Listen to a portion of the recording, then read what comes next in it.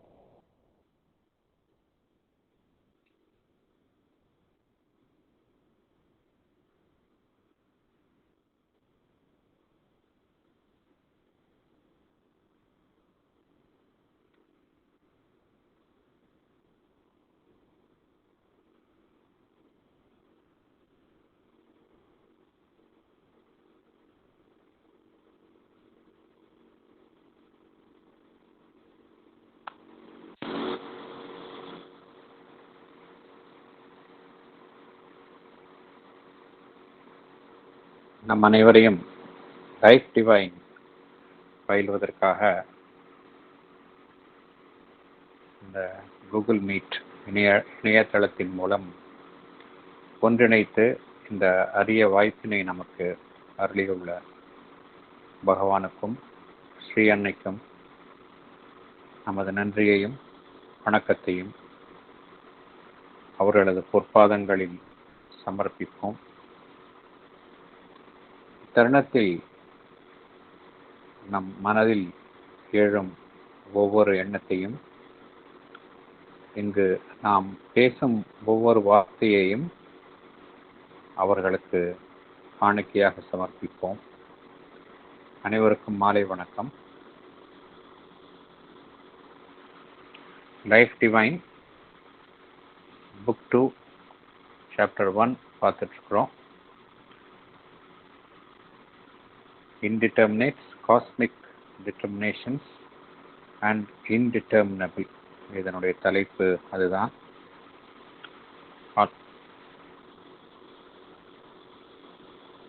Almost நம்ம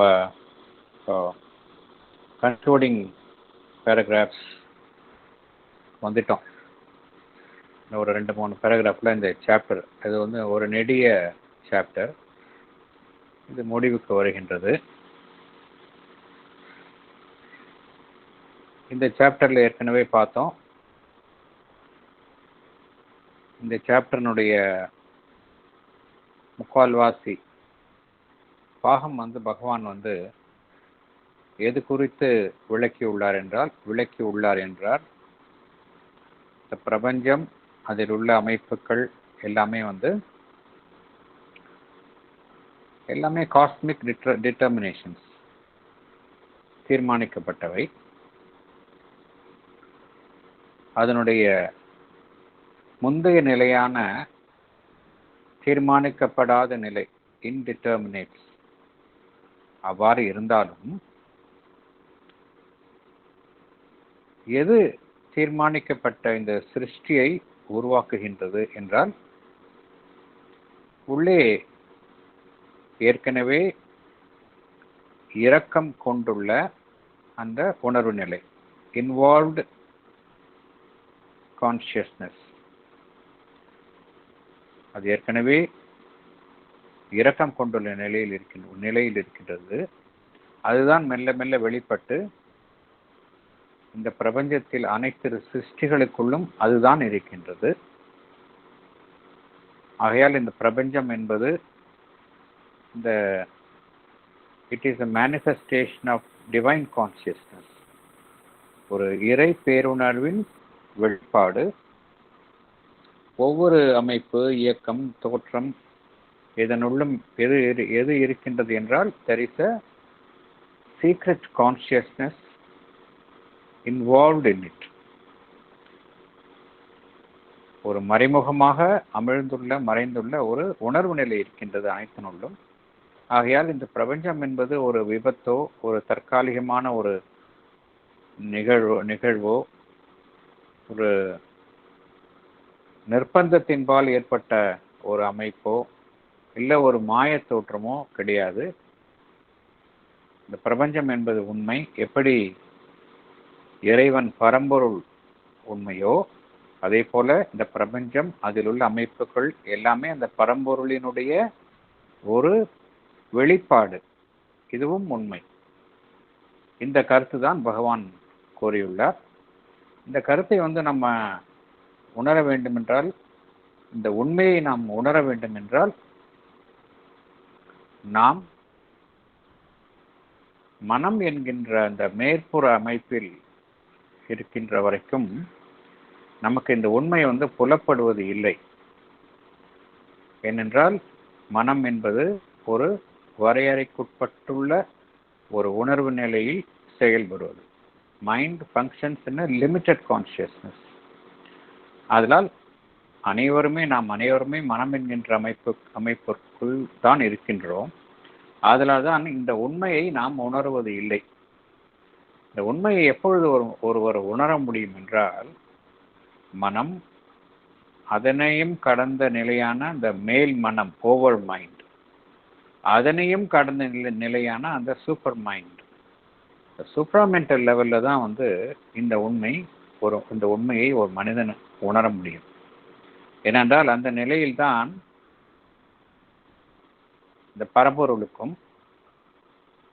பரம்பொருளினால் சிருஷ்டிக்கப்பட்டு அனைத்தினுள்ளும் இருக்கின்ற அந்த பரம்பொருளுக்கும் இடையில் வந்து அந்த தொடர்பை ஒன்லி த சூப்பர் மைண்ட், அந்த நிலைதான், அதுதான் அந்த இணைப்பை வந்து தெளிவுபடுத்துகின்றது.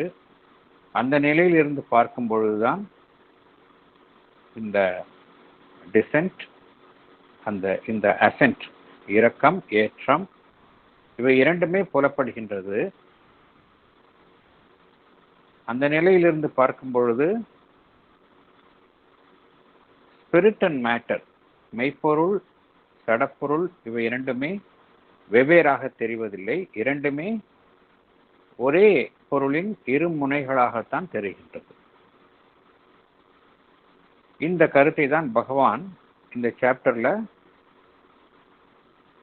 கிட்டத்தட்ட முக்கால் பங்கு இது குறித்து தான் விளக்கியுள்ளார். லேட்டர் பேராகிராஃப்ஸில் பகவான் விளக்குவது என்னவென்றால், the indeterminable nature of the divine.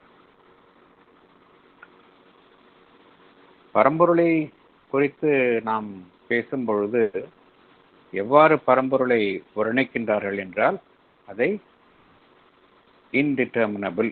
Indeterminable என்றால் எந்த விதமான ஒரு தீர்மானத்திற்குள்ளும் வரையறைக்குள்ளும் அதை கொண்டு வர முடியாது என்கின்ற கருத்தில் தான் அதை விளக்குகின்றார்கள். அப்படி என்றால் அந்த பரம்பொருளில் இருந்து எதுவுமே உருவாகவில்லையா, எதையும் அது உருவாக்க முடியாதா, எதையும் அது தீர்மானிக்க முடியாத நிலையில்தான் அது இருக்கின்றதா? இந்த கேள்விகளுக்கெல்லாம் பதில் கூறும் வகையில் பகவான் என்ன கூறுகின்றார் என்றால், இந்த பரம்பொருளை நாம் விளக்கும் பொழுது இன்டிட்டர்மினபிள் என்று விளக்குகின்றோம். அதாவது எந்த விதமான ஒரு எல்லைக்குள்ளும் வரையறைக்குள்ளும் கட்டுப்படாத ஒரு ஒன்றுதான் பரம்பொருள் என்று, பிரம்மன் என்று வர்ணிக்கின்றோம். ஆனால் அதற்கு உண்மையிலேயே என்ன அர்த்தம் என்றால்,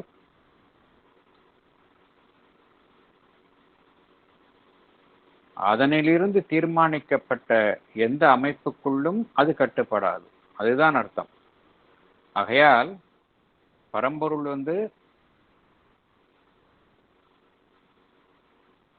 தீர்மானிக்கப்படாத நிலை என்று வர்ணிக்கப்பட்டாலும் கூட அதிலிருந்து தான் தீர்மானிக்கப்பட்ட அனைத்து வடிவங்கள், உருவங்கள் அனைத்துமே சிருஷ்டிக்கப்படுகின்றன. ஆனால் இந்த சிருஷ்டிக்கப்பட்ட அனைத்தும்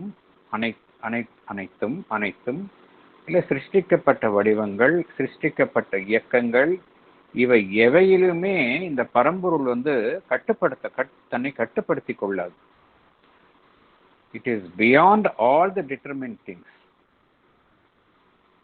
அதுதான் உண்மையிலேயே அர்த்தம். அந்த அர்த்தத்தை, அந்த பொருளில் தான் பரம்பொருளை குறித்து விளக்கும் பொழுது அது இன்டிட்டர்மினபிள் என்று விளக்கப்படுகின்றதே ஒழிய, அது அதிலிருந்து எந்த விதமான ஒரு சிருஷ்டியும் உருவாக முடியாது, சிருஷ்டிக்கப்பட்ட அனைத்தும் வேறு, அந்த பரம்பொருள் வேறு என்கின்ற ஒரு தவறான ஒரு புரிந்து கொள்ளுதலை நாம் மேற்கொள்ளலாகாது என்று பகவான் குறிப்பிடுகின்றார்.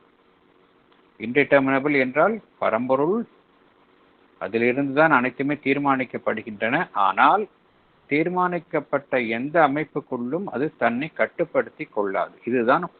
இதுதான் உண்மையான அர்த்தம் என்று பகவான் குறிப்பிடுகின்றார். இந்த இன்டிட்டர்மினபிள், இந்த நிலை குறித்து தான் பகவான் இந்த சாப்டர்ல இருக்கக்கூடிய இறுதி பேராகிராஃப்ஸ், ஒரு 4-5 பேராகிராஃப்ஸ்ல இந்த டிவைனுடைய, இந்த பரம்பொருள், இந்த பிரம்மன், அதனுடைய இந்த நிலை குறித்து தான் விளக்குகின்றார். இந்த நமக்கெல்லாம் தெரியும், பரம்பொருளினுடைய 2 விதமான அம்சங்கள் தெரியும். அந்த இன்டிட்டர்மினபிலிட்டி என்கின்ற அந்த பரம்பொருளினுடைய அந்த தன்மை எவ்வாறு நம்மளுடைய உணர்வு நிலையில் புரிந்து கொள்ளப்படுகின்றது என்றால், அனைத்தையும் மறுக்கும் வண்ணமாகத்தான் இந்த உண்மை நமக்கு புரிந்து கொள்ளப்படுகின்றது. அந்த இன்டிட்டர்மினபிலிட்டி ஆஃப் த அப்சல்யூட் என்கின்ற அந்த அம்சம் நம்முடைய உணர்வு நிலையில் எவ்வாறு புரிந்து கொள்ளப்படுகின்றது என்றால், நம்முடைய ஆன்மீக அனுபவத்தில் அனைத்தையும் ஒரு மறுக்கும் நிலையாகத்தான் அங்கு புரிந்து கொள்ளப்படுகின்றது. ஃபண்டமெண்டல் நெகேட்டிங் பாசிட்டிவ்ஸ் என்று பகவான் குறிப்பிடுகின்றார். Fundamental negating positives of our spiritual experience. இவ்வாறாகத்தான் ஆன்மீக அனுபவத்தில் ஒரு கட்டத்தில் புரிந்து கொள்ளப்படுகின்றது. அந்த பரம்பொருளை எவ்வாறு உணர்ந்து கொள்கின்றார்கள் என்றால், சற்றும் அசைவில்லாத, சற்று மாற்றமில்லாத ஒரு அமைப்பாக, இம்மொபைல் இம்யூட்டபிள் செல்ஃப், நிர்குண பிரம்மனாக, எவ்வித அம்சங்களும் இல்லாத ஒரு சாஸ்வத நிலையாக, ஒரு பியூர் ஃபீச்சர்லெஸ் ஒன் எக்ஸிஸ்டன்ஸ். அதே போல அதை ஒரு இம்பர்சனல் ஆஸ்பெக்டாகத்தான் அந்த நிலையில் உணர்கின்றார்கள். ஒரு சலனமற்ற சைலன்ஸ் வாய்ட் ஆஃப் ஆக்டிவிட்டீஸ், அன்னோபிள், புரிந்து கொள்ள முடியாததாக, அறிய முடியாததாக, இவ்வாறாகத்தான் அந்த நிலையில் உணரப்படுகின்றது. The indeterminability of the absolute இந்த உணர்வு நிலையில் அவ்வாறாகத்தான் உணரப்படுகின்றது. இதைத்தான் பகவான் எவ்வாறு விளக்குகின்றார் என்றால், fundamental negating positives of our spiritual experience. இது ஆன்மீக அனுபவத்தில் ஒரு பகுதி அனுபவம். இது முழுமையான அனுபவம் கிடையாது. ஒரு பகுதி அனுபவமாக ஆன்மீக பயணத்தில் இருப்போருக்கு இந்த அனுபவம் கிட்டுகின்றது. மறுபுறம் இன்னொரு அனுபவம் உண்டு. அந்த ஸ்டாட்டிக் சைடு ஆஃப் தி டிவைனும் உண்மை, மறுபுறத்தில் அந்த டைனமிக் சைடு. ஏனென்றால் எது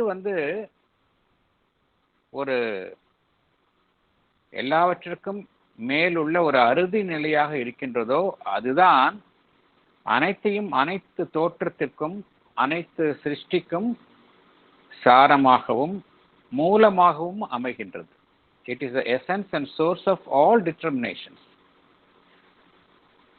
இது நம்மளுடைய உணர்வு நிலையில் எவ்வாறு பிரதிபலிக்கப்படுகின்றது என்றால், எல்லாமே ஒரு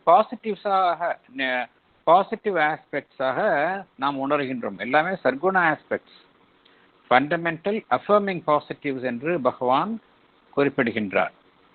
ஏனென்றால் அந்த பரம்பொருள் தான், it is a self that becomes all things. பரம்பொருள் தான் அனைத்துமாக இங்கு தன்னை வெளிப்படுத்திக் கொள்கின்றது. சகுண பிரம்மனாக இங்கே வெளிப்படுத்திக் கொள்கின்றது. அங்க எப்படி பார்த்தோம்? இட்டர்னல் வித்அவுட் குவாலிட்டிஸ் பார்த்தோம். இங்க எப்படி பார்க்கிறோம்னா, இட்டர்னல் வித் இன்ஃபினிட் குவாலிட்டிஸ், ஒரு எல்லையற்ற அம்சங்களை கொண்டதாக அந்த பரம்பொருள் தன்னை இங்கு பிரபஞ்சத்தில் வெளிப்படுத்திக் கொள்கின்றது. அங்கு ஒன்றாக இருப்பது இங்கு பலவாக தன்னை வெளிப்படுத்திக் கொள்கின்றது.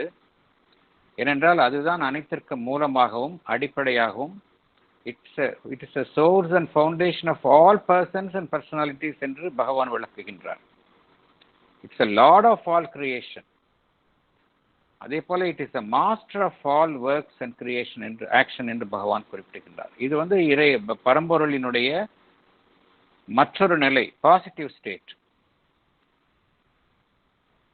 இந்த இரண்டு நிலைகளும் என்ன காரணத்தினால இவ்வாறு தனித்தனியாக உணரப்படுகின்றது என்றால், இது பரம்பொருள்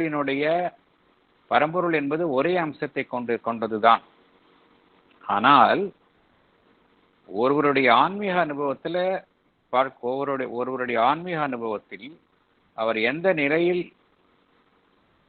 அவருக்கு அந்த அனுபவம் கிட்டுகின்றது என்பதை பொறுத்து டிவைன் பிரம்மன் நிர்குண பிரம்மனாகவும் மறுபுறம் சகுண பிரம்மனாகவும் அவருக்கு ஆன்மீக அனுபவம் கிட்டுகின்றது. இது எதை பொறுத்து அமைகின்றது என்றால், அவர் எந்த நிலையில் இருந்து அந்த ஆன்மீக அனுபவத்தை அடைகின்றார் என்பதை பொறுத்து. அவர் ஒரு மனம் என்கின்ற நிலையிலோ, மனதிற்கு அப்பாற்பட்ட அந்த ஓவர் மைண்ட் அந்த நிலையிலோ இருந்து பார்க்கும் பொழுது இந்த பிரிவு அவருக்கு தோன்றுகின்றது. ஒரு புறம் நிர்குண பிரம்மனாகவும் மறுபுறம் சகுண பிரம்மனாகவும் இந்த பிரிவு அவருக்கு தோன்றுகின்றது. ஆனால் அதையும் கடந்து ஒருவர் இந்த சூப்ராமெண்டல் ஸ்டேட், சூப்ராமெண்டல் அவேர்னஸ், அந்த நிலையில பார்க்கும் பொழுது இவை இரண்டுமே வெவ்வேறு பக்கங்களாக தோன்றுவது இல்லை. எல்லாமே ஒன்றாக பொருந்திய அம்சங்களாகத்தான் அங்கு தோன்றுகின்றது. ஒன்று மற்றொன்றை தாங்குவதாகவும் இணை பிரியாததாகவும் தான் அந்த சூப்பர் மைண்ட் லெவலில் பார்க்கும் பொழுது தோன்றுகின்றது. வெவ்வேறாக ஒருவர் உணர்வது இல்லை. ஆனால் பகவான் இங்கு என்ன கூறுகின்றார் என்றால், இந்த தனித்தனியாக கிட்டும் அனுபவங்கள் இவை எல்லாமே தனித்தனியாக ஒருவருக்கு இந்த ஆன்மீக அனுபவங்கள் கிட்டினாலும் கூட அதை நாம் பிழை என்றோ அறியாமையில் கிட்டக்கூடிய அனுபவங்கள் என்றோ எடுத்துக்கொள்ள முடியாது. இவை இரண்டுமே தனித்தனியாக ஒரு ஆன்மீக அனுபவத்தில் இந்த அனுபவங்கள் அடைந்தாலும் கூட அந்த ஆன்மீக அனுபவங்கள் உண்மைதான், அதுக்கு வேலிடிட்டி ஒன்று என்றுதான் பகவான் குறிப்பிடுகின்றார். ஏனென்றால் அந்த பரம்பொருள் தான் தன்னிலிருந்து வெவ்வேறு அம்சங்களை வெளிப்படுத்துகின்றது. ஒருபுறம் அது அம்சங்களற்ற நிலையாக அது ஒருவருடைய ஆன்மீக அனுபவத்தில் உணரப்பட்டாலும், மறுபுறம் அனைத்து அம்சங்களையும் வெளிப்படுத்தும் வண்ணமாக அந்த ஒரே பரம்பொருள் தான் தன்னை வெளிப்படுத்துகின்றது. அதனால் தனித்தனியாக கூட ஒருவருக்கு இந்த ஆன்மீக அனுபவம் கிட்டினாலும் கூட இந்த இரண்டுமே ஒரு வேலிட் ஸ்பிரிச்சுவல் எக்ஸ்பீரியன்ஸ் ஆன்மீக அனுபவங்கள் தான் என்று பகவான் குறிப்பிடுகின்றார். எதை நாம் நெகட்டிவ், பகவான் ஏற்கனவே சொன்ன நெகேட்டிங் பாசிட்டிவ்ஸ், இந்த பரம்பொருளினுடைய இந்த எல்லையற்ற தன்மை, மாற்றமடையாத தன்மை, சைலண்ட் ஆஸ்பெக்ட், ஸ்டாட்டிக் ஆஸ்பெக்ட், இதெல்லாம் நெகட்டிவ் ஆஸ்பெக்ட்ஸ். எது நெகட்டிவாக நமக்கு தெரிகின்றதோ அது உண்மையிலேயே எதிர்மறையான விஷயங்கள் அல்ல. அது தன்னுள் பூரண சுதந்திரத்தை கொண்டிருக்கின்றது. என்ன சுதந்திரம் என்றால், those that seem to us negative carry in them the freedom of the infinite from limitation by its own determinations. அது எதை குறிப்பிடுகின்றது என்றால், தன்னிலிருந்து உருவாக்கப்பட்ட அனைத்தையும் கடந்தது, எதுவும் கட்டுப்படுத்தாது என்கின்ற பூரண சுதந்திரத்தை விளக்கும் வண்ணமாகத்தான் அந்த எதிர்மறையான அம்சங்கள் காணப்படுகின்றன என்று பகவான் குறிப்பிடுகின்றார். ஏனென்றால் அந்த அந்த நிலையில பூரண ஒரு சுதந்திரம் கிட்டுகின்றது. ஒருவர் அந்த நிலையை அடைந்த பிறகு அவருடைய ஒரு கட்டுப்பட்ட உள் ஜீவனுள் அவர் கட்டுப்பட்டு இருக்க வேண்டிய அவசியம் இல்லை. அவர் பிரகிருதியில ஒரு கட்டுப்பட்டு இயங்கும் ஜீவனாக இருக்க வேண்டிய அவசியம் இல்லை. ஒரு பூரண சுதந்திரத்தை அவர் அடைகின்றார். அத்தகைய ஆன்மீக அனுபவத்தை ஒருவர் எட்டியவுடன் ஒரு உள்ஜீவனின் கட்டுப்பாட்டிலிருந்து வெளிவந்து பூரண சுதந்திரத்தை அடைந்த ஒரு அந்த நிலையை ஒருவர் எட்டுகின்றார். ஆகையால் எது நம்ம நெகட்டிவ்னு நினைக்கின்றோமோ அது பாசிட்டிவாக ஒரு சுதந்திரத்தை தருகின்றது என்று பகவான் குறிப்பிடுகின்றார். அதே போல இந்த positive side, dynamic side of the டிவைன்ல பார்த்தோம் அப்படின்னா, அந்த positive side of the divine எதை குறிக்கின்றது என்றால், அதுவும் ஒரு பூரண சுதந்திரத்தை தருகின்றது. எத்தகைய சுதந்திரத்தை தருகின்றது என்றால், எவையெல்லாம் அந்த பரம்பொருளிலிருந்து உருவாக்கப்பட்ட அம்சங்கள், தோற்றங்கள் இருக்கின்றனவோ அவை எவைகளுக்குள்ளும் கட்டுப்படாத ஒரு சுதந்திரத்தை இந்த அந்த அந்த அந்த நிலையை அதற்கு அளிக்கின்றது. இந்த டைனமிக் சைடில் பார்த்தோம் அப்படின்னா, ஏனென்றால் பரம்பொருள் என்பது அதனுடைய ஒரிஜினலாக பார்த்தோம் அப்படின்னா அது பூர்ண சுதந்திரத்துடன் உடையது.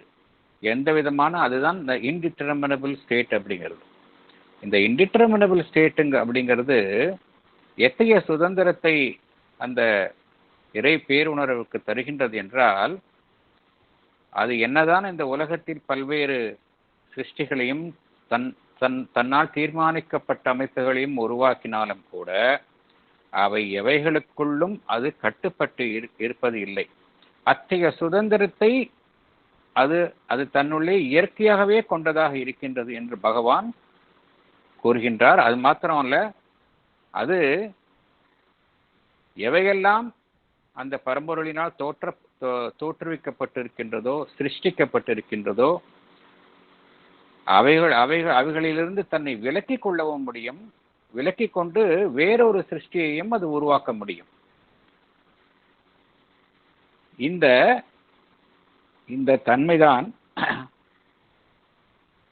இந்த பிரபஞ்சத்தில் நாம் பார்க்கக்கூடிய சிருஷ்டிகளில் காணக்கூடிய இன்ஃபினிட் வேரியேஷன், ஒரு எல்லையற்ற மாறுதல்களை கொண்ட சிருஷ்டியை நாம் பார்க்கின்றோம். அனைத்திலுமே, அது ஜடப்பொருளாக இருந்தாலும் சரி, தாவர இனங்களாக இருந்தாலும் சரி, விலங்கினங்களாக இருந்தாலும் சரி, மனித இனமாக இருந்தாலும் சரி, இதில் நம்ம என்ன பார்க்குறோம் அப்படின்னா, ஒரு இன்ஃபினிட் வேரியேஷன் பார்க்கின்றோம். இந்த இன்ஃபினிட் வேரியேஷன் எதன் அடிப்படையில் அமைகின்றது என்றால், அந்த பரம்பொருளினுடைய எல்லையற்ற சுதந்திரம். என்ன எல்லையற்ற சுதந்திரம் என்றால், தன்னால் உருவாக்கப்பட்ட அனைத்தினுள்ளும் அது எந்த அமைப்புக்குள்ளும் தன்னை கட்டுப்படுத்தி கொள்ளாது, எந்த அமைப்பிலும் அது தன்னை இறுதியாக அமைத்துக் கொள்ளாது. தன்னால் உருவாக்கப்பட்ட அமைக்கப்பட்ட அமைப்புகளிலிருந்து தன்னை விலக்கி கொண்டு வேறொரு அமைப்புகளை அது உருவாக்குகின்றது. இந்த பூரண சுதந்திரம்தான் நாம் பிரபஞ்சத்தில் பார்க்கக்கூடிய இந்த இன்ஃபினிட் வெரைட்டி ஆஃப் கிரியேஷன்ஸ் என்று பகவான் குறிப்பிடுகின்றார். இத்தகைய ஒரு யோகி அந்த முந்தைய நிலையான அந்த நெகட்டிவ் சைடு, அந்த அனுபவத்தை எட்டினாலும் கூட அதில் அடைந்த பூரணத்தின் மூலம் அவர் இந்த உலக வாழ்வில் ஈடுபட்டு செயல்படும் பொழுது அவர் பூரண சுதந்திரத்துடன் அதிக திறனுடன் செயல்படும் ஒரு தன்மையை அடைகின்றார் என்று பகவான் குறிப்பிடுகின்றார். பகவான் என்ன குறிப்பிடுகின்றார் என்றால், the individual being too, by experience of these negating absolutes, can participate in the dynamic liberty, can pass from one order of self-formulation to a higher order. இதுதான் பகவானினுடைய அந்த பூரண யோகத்தினுடைய, இதன் அடிப்படையில் தான் பகவானினுடைய பூரண யோகம் அமைந்துள்ளது. ஒருவர் பரம்பொருளுடன் தன்னை பூரணமாக இணைத்துக் கொண்டு முற்றிலுமாக ஒரு சுதந்திரம் அடைந்த நிலையை எட்டினாலும் கூட அந்த நிலையிலேயே அவர் தங்கிவிடாமல் இந்த உலக வாழ்வில் ஈடுபட்டு செயல்படும் பொழுது அவர் எந்தவித அமைப்புக்குள்ளும் கட்டுப்படாமல், ஆனால் அதிக திறனுடன் செயல்படும் ஒரு டைனமிக் லிபர்ட்டி என்று பகவான் குறிப்பிடுகின்றார். அத்தகைய ஒரு சக்தியுடன் செயல்பட முடியும் என்று பகவான் குறிப்பிடுகின்றார். இதுதான் பகவானினுடைய யோகத்தின் ஒரு அடிப்படை கருத்தாக அமைகின்றது. அதே போல இந்த பகவான் தனக்கு நேர்ந்த ஒரு ஆன்மீக அனுபவத்தையும் இங்கு சுட்டி காட்டுகின்றார். ஒருவர் மனம் என்கின்ற தளத்தில் இருந்து ஒருவருடைய ஆன்மீக பயணத்தில், யோக பாதையில் மனம் என்கின்ற தளத்தில் இருந்து சூப்ராமெண்டல் ஸ்டேட்டஸ் இந்த தளத்திற்கு செல்லும் முன் அவருக்கு ஒரு ஆன்மீக சித்தி ஒரு இடைப்பட்ட நிலையாக கிட்டுகின்றது. ஆனால் இது தவிர்க்க முடியாதது என்று கூற முடியாது. இருந்தாலும் இந்த இடைப்பட்ட ஒரு ஆன்மீக அனுபவமாக ஒரு சித்தி கிட்டுகின்றது. அந்த சித்தி என்னவென்றால் பகவான் இங்கு விளக்குகின்றார், அது முற்றிலுமாக இந்த மனம் என்கின்ற அமைப்பில் இருந்து விடுபடுவது, nirvana of mentality and mental ego என்று பகவான் குறிப்பிடுகின்றார். a passage into the silence of the spirit. இந்த நிலை ஒருவருக்கு அவருடைய ஆன்மீக அனுபவத்தில் மனம் என்கின்ற நிலையில் இருந்து அந்த சூப்ராமெண்டல் ஸ்டேட்டஸுக்கு போகும் முன் மனம் என்கின்ற அமைப்பு முற்றுமாக அழிக்கப்பட்ட நிலை, மனதை சார்ந்த அந்த தன்னுணர்வு மென்டல் ஈகோ அது முற்றிலுமாக அழிக்கப்பட்ட நிலை அவருக்கு கிட்டுகின்றது. ஒரு நிர்வாணா, ஸ்டேட் ஆஃப் நிர்வாணா கிட்டுகின்றது. இதைத்தான் பகவான் it is a realization of the pure self என்று பகவான் குறிப்பிடுகின்றார். இது பகவான் இங்க என்ன கூறுகின்றார் என்றால், இந்த நிலை சூப்ராமெண்டல் கான்சியஸ்னஸ் அதை எட்டுவதற்கு முன் கிட்டும் சித்தியாக அது அமைகின்றது என்று பகவான் குறிப்பிடுகின்றார். ஏனென்றால் இதை கடந்து சென்றால் அவருக்கு அந்த சூப்ராமெண்டல் ஸ்டேட்டஸ், சூப்ராமெண்டல் கான்சியஸ்னஸ், அந்த உணர்வு நிலையை அவர் எட்டுகின்றார். இதை கடந்தும் செல்லும் பொழுதுதான் அவருக்கு இந்த கீழுள்ள அமைப்புகள், மேலுள்ள அமைப்பு சச்சிதானந்தா, இவை இரண்டையும் இணைக்கும் ஒரு இடைப்பட்ட அமைப்பாக இருக்கும் அந்த சூப்பர் மைண்ட், அந்த உணர்வு நிலையை அவர் எட்டுகின்றார். மனம் என்கின்ற நிலையை கடந்து அந்த ஸ்டேட் ஆஃப் நிர்வாணா அதையும் கடந்து செல்லும் பொழுதுதான் அவர் அந்த சூப்பர் மைண்ட், சூப்ராமெண்டல் கான்சியஸ்னஸ் அந்த நிலையை எட்டுகின்றார். அந்த நிலையில் இருந்து பார்க்கும் பொழுதுதான் இங்கே பகவான் என்ன குறிப்பிடுகின்றார் என்றால், one gets a clear vision of the ascending and descending stairs of manifested existence அப்படிங்கிறார். அதாவது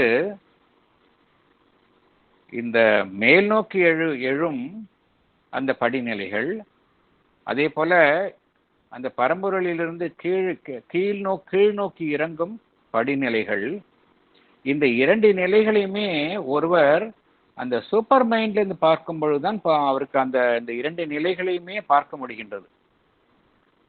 அது மாத்திரம் அல்ல, அந்த நிலையை எட்டியவருக்கு அவரால் அந்த பரம்பொருளை நோக்கி மேல் நோக்கி எழவும் முடியும்.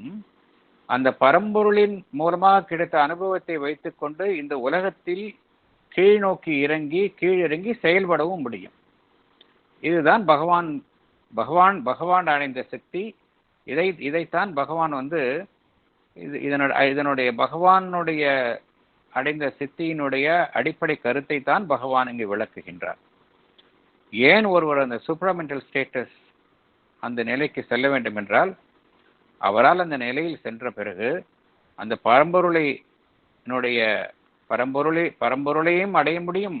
அதே போன்று அந்த நிலையிலே இருந்து விடாமல் இந்த உலகத்தில் கீழிறங்கி செயல்படவும் முடியும்.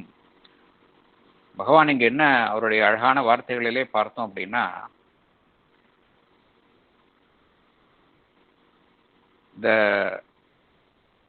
in any case, a realization of the pure self must always precede the transition to that mediating eminence of the consciousness. The mediating eminence of the consciousness என்று பகவான் குறிப்பிடுவது the supramental consciousness. அது குறித்து விளக்குகின்றார்.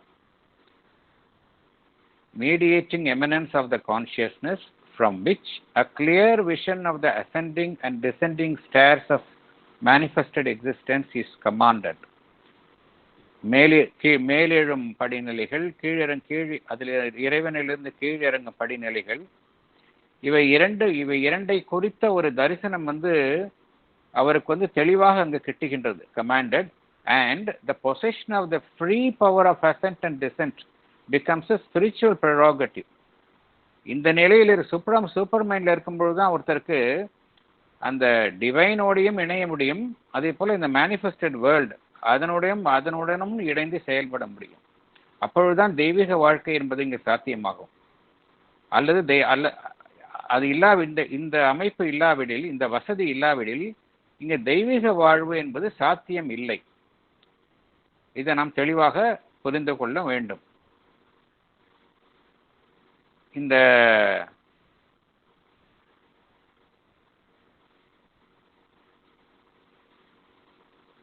இங்கே பகவான் வேறொரு கருத்தையும் குறிப்பிடுகின்றார்.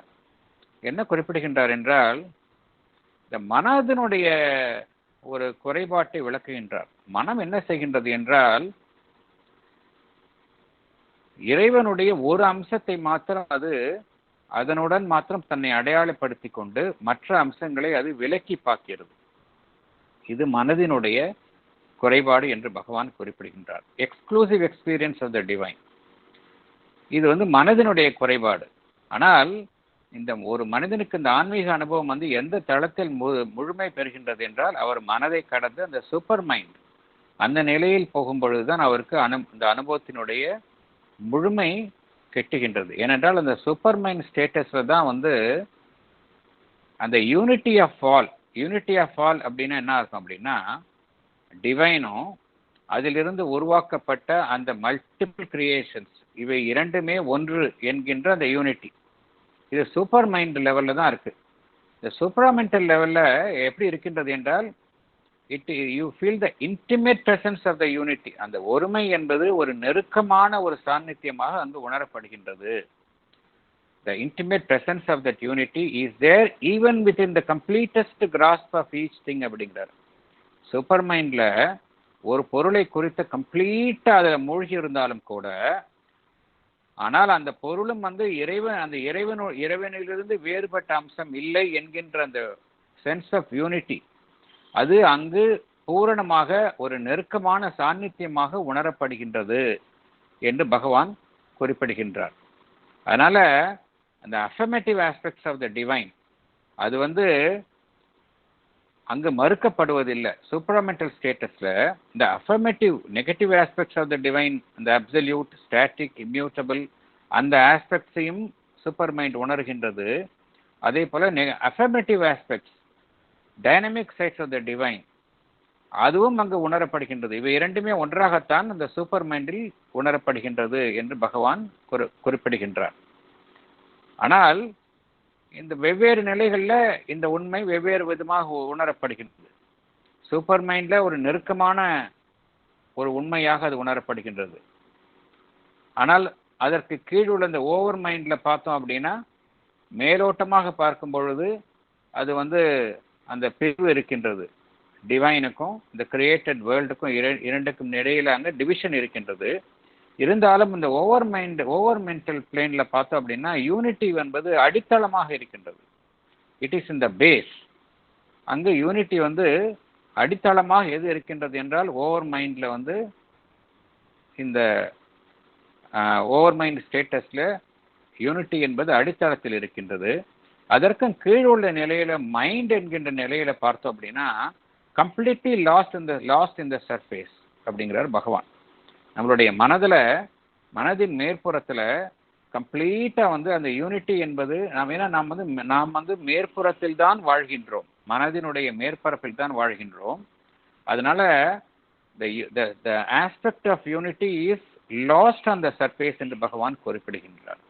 என்ன காரணம் அப்படின்னா, அந்த மென்டல் கான்சியஸ்னஸ் வந்து ஒவ்வொன்றையும் தனித்தனியாக எடுத்துக்கொள்கின்றது. அந்த தனிப்பட்ட அம்சங்களுக்குள்ளேயே அது மூழ்கி விடுகின்றது. இதுதான் மனதினுடைய அறியாமை என்பது, மைண்ட்ஸ் இக்னோரன்ஸ் என்பது. ஆனால் அந்த நிலையிலும் கூட ஒருவர் இந்த ஒருமைத்தன்மையை மீட்டெடுக்க முடியும் என்று பகவான் குறிப்பிடுகின்றார். எவ்வாறு மீட்டெடுப்பது என்றால், இந்த மனதினுடைய அந்த ஹையர் லெவல்ல போகும்பொழுது அந்த இன்ட்யூட்டிவ் ஸ்டேட்டஸ், மென்டல் இன்ட்யூஷன், இதன் மூலமாக ஒருவர் அந்த சித்தியின் மூலம் இந்த அடிப்படை ஒருமைத்தன்மையை அவரால் மனம் என்கின்ற நிலையில் இருந்தாலும் கூட அதை மீட்டெடுக்க முடியும் என்று பகவான் குறிப்பிடுகின்றார். ஆனால் மனதினுடைய உயர்தளங்கள், த ஸ்பிரிச்சுவல் மைண்ட், அந்த தளத்துல வந்து அது வந்து எப்பொழுதுமே இருக்கும் ஒரு அனுபவமாக அது உணரப்படுகின்றது. ஆனால் மனம் என்கிற நிலையில பார்க்கும் பொழுது நாம் மேற்புற மனதில் இருப்பதனால் அது உணரப்படுவதில்லை. அதை மிகவும் பிரயத்தனப்பட்டு அந்த மென்டல் இன்ட்யூஷன், அந்த யோக பயிற்சியின் மூலமாகத்தான் ஒருவர் அந்த ஒருமை என்கின்ற நிலையை அவரால் மீட்டெடுக்க முடியும் என்று பகவான் குறிப்பிடுகின்றார். இது வரைக்கும் தான் நம்ம பார்த்தோம். இது வந்து பேராகிராஃப் 20யோட நாம் சொன்ன அந்த விளக்கங்கள். இது பேராகிராஃப் 21லேருந்து நம்ம உள்ளே போகலாம். போன செஷனில் பேராகிராஃப் 20 வரைக்கும் தான் பார்த்தோம். நம்ம அடுத்தது பேராகிராஃப் 21லேருந்து நம்ம மேற்கொண்டு தொடரலாம்.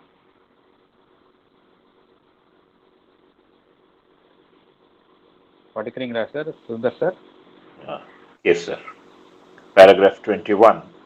அதற்கு முன்னாடி உங்கள் மேடம் புவனசுந்தரி மேடம் வந்து நம்ம சுதர்ஷன் சார் வந்து he wants to share something regarding the nirvana aspect அப்படின்னு சொன்னாங்க.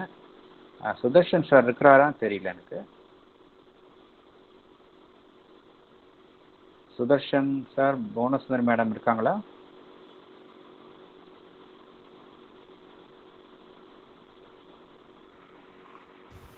ஹலோ சார், சார் நீங்க ஏதோ ஷேர் பண்ணிக்கணும்னு விரும்புறீங்களா?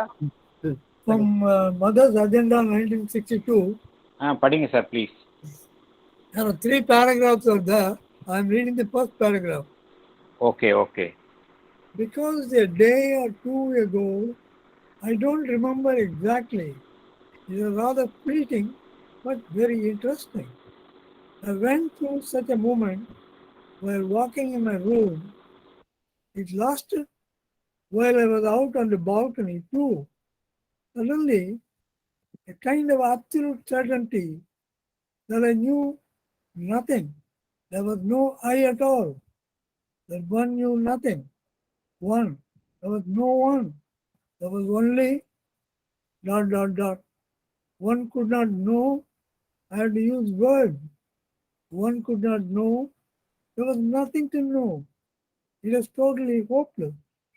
It is completely impossible to understand anything, even even going beyond the mind, and no formulation was possible. There was no possibility of understanding. It was really so absolute that helping others, making the world progress, spiritual life, seeking the divine, all of that same idle talk, empty words. There was nothing in it. It was nothing. And there was nothing to understand. It was impossible to understand. It was impossible to be. The feeling of a total incapacity. The experience was like a solvent. Everything seemed to dissolve. The world, the earth, people, life, intelligence, all of it. Everything was dissolved. An absolutely negative state. And my solution was the same as always. When the experience was total and complete, when nothing was left, then who cares? To really be put in the most ordinary words, I adore you. And the I was something utterly unsubstantial. There was no form, no being, no quality. Only I adore you. This I was, I adore you. And just enough I to adore you with. That's it.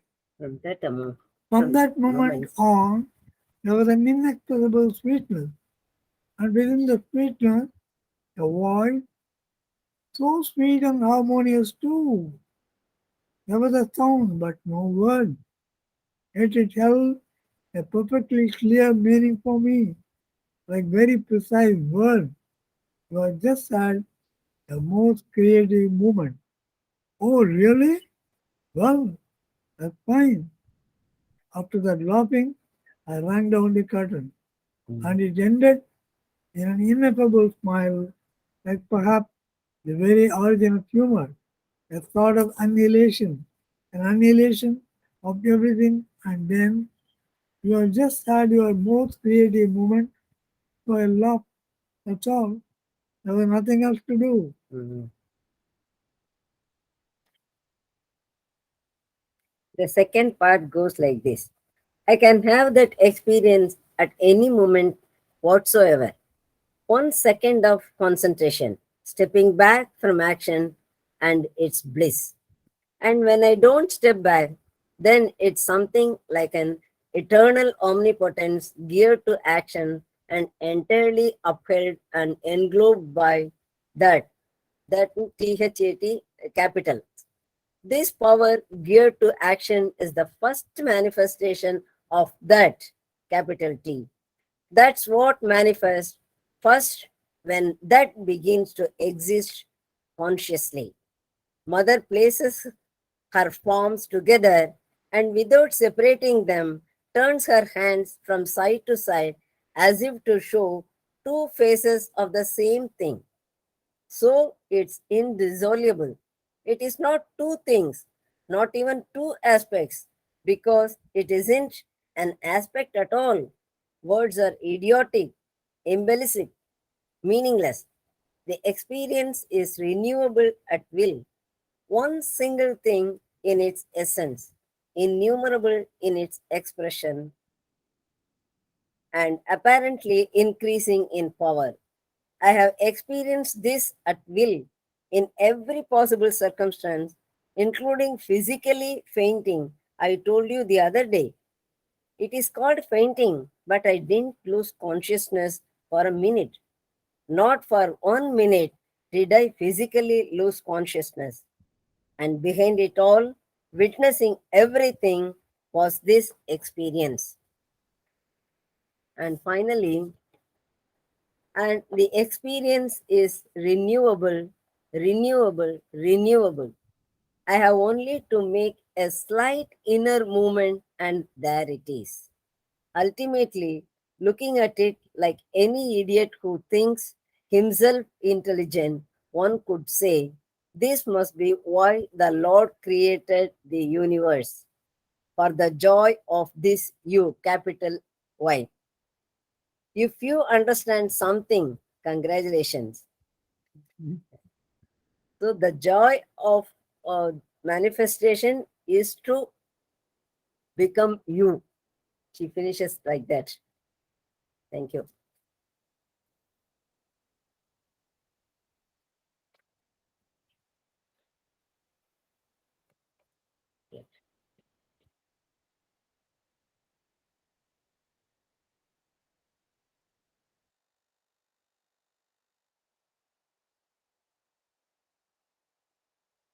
Unmute பண்ணிக்கோங்க sir.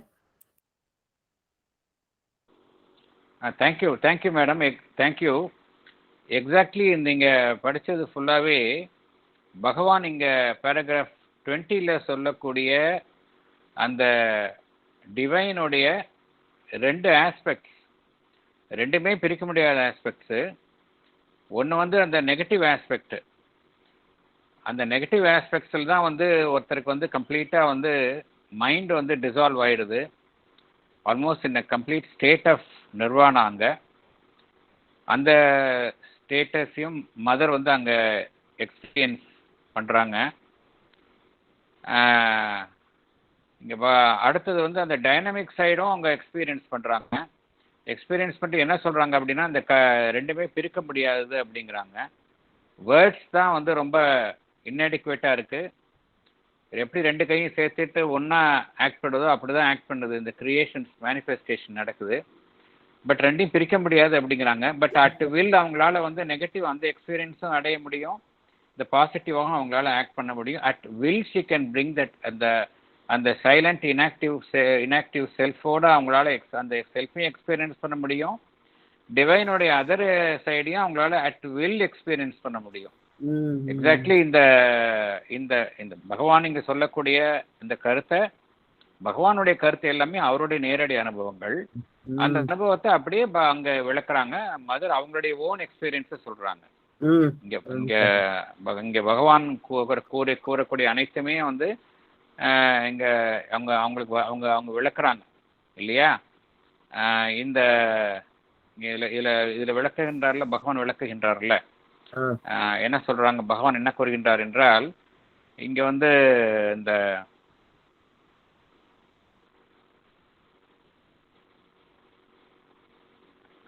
இந்த அப்சல்யூட்டோடைய negative சைடில் போனோம் அப்படின்னா ஒருத்தருக்கு வந்து அந்த கம்ப்ளீட்டா வந்து மைண்டுங்கிறது இல்லாமல் போயிடும் அப்படிங்கிறாரு. இந்த மென்டல் ஈகோவே அப்படிங்க இல்லாம போயிடும் அப்படிங்கிறாரு. இந்த மென்டல் ஈகோவே கம்ப்ளீட்டா இருக்காது அப்படிங்கிறாரு இந்த பேராகிராஃப்ல. அதே போல but that is only part of that experience. அந்த ஃப்ரீடம், ஒரு யூ கெட் கம்ப்ளீட் ஃப்ரீடம், அந்த நிலையில வந்து கம்ப்ளீட் ஃப்ரீடம் ஒருத்தருக்கு கிடைக்குது. Because he is no more limited by his mind. அவருடைய இன்னர் பீயிங்லேருந்து ஃபுல்லா லிபரேட் ஆயிடுறாரு. But that is only one part of the spiritual experience.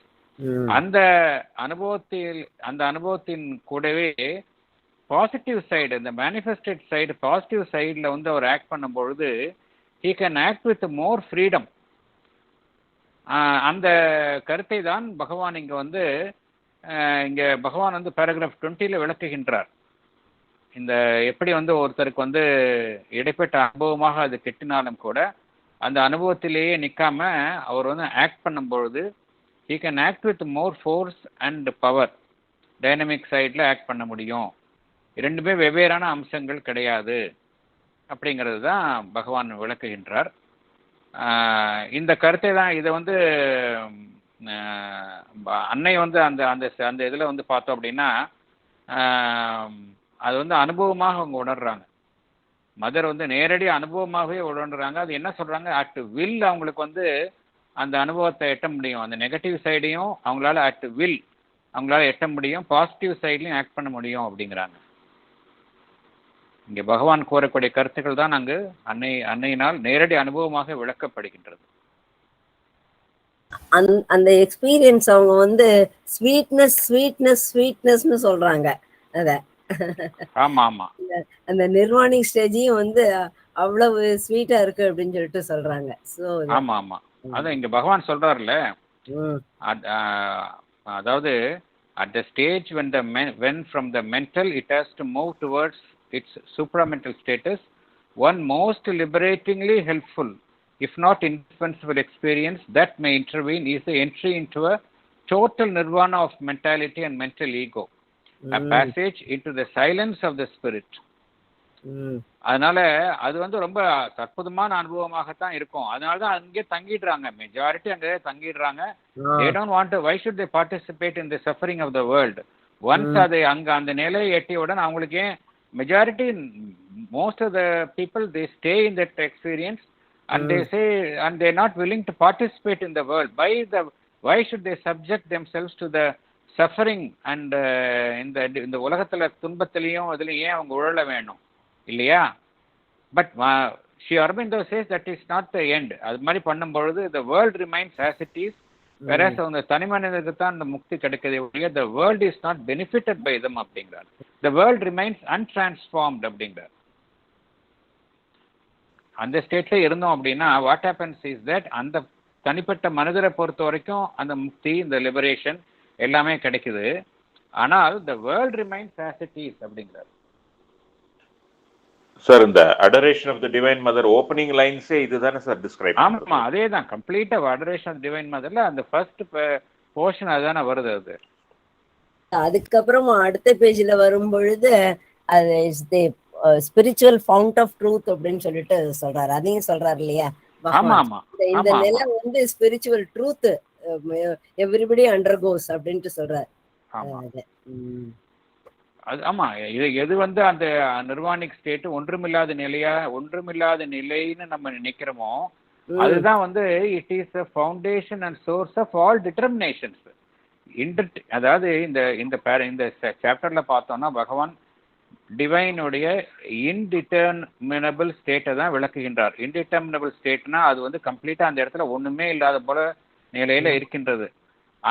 அது ஒன்றுமில்லாத நிலையா இருந்தாலும் கூட அந்த நிலையிலும் அந்த நிலையாக ஒருத்தர் உணரலாம், டிவைனை உணர்ந்து அங்கே தங்கலாம். ஆனால் அது உண்மை கிடையாது. எது வந்து ஒன்றுமில்லாதது போல் தோன்றுகின்றதோ அதுதான் வந்து அனைத்திற்கும் மூலமாகவும் தோற்றுவாயாகவும் அனைத்தையும் உருவாக்குவதாகவும் அமைகின்றது அப்படிங்கிறார் பகவான். What is indeterminable becomes the source of all determinations. So one should not அந்த நிலையை எட்டியுடன் அங்கேயே ஒருத்தர் தங்கிவிடக்கூடாது. That is not the aim of the world. அதான் சொல்ற this too is truth at the mystic fount of life, capital L கொடுத்திருக்கார். Correct. அது எப்ப முடியும் அப்படின்னா only when the person attains supramental statusல தான் இது ரெண்டுமே பேலன்ஸ் ஆக முடியும். மைண்ட்ல இருக்கிற வரைக்கும் either you reject the world or merge with அங்க போயிடுவோம், இப்படிதான் பண்ணுவோமே ஒழிய சூப்பர் மைண்ட்ல தான் வந்து ரெண்டுமே நம்மளால வந்து பேலன்ஸ் பண்ண முடியும். The adoration of the divine motherலயே வர்றது a large white line has figured as a goal in the nirvanic stage, but far beyond the ineffable sun tracks blaze அப்படின்னு சொல்றார். you go beyond that அப்படின்றத சொல்லும்போது there you could see lot of sun tracks. Correct. Exactly. Thank you.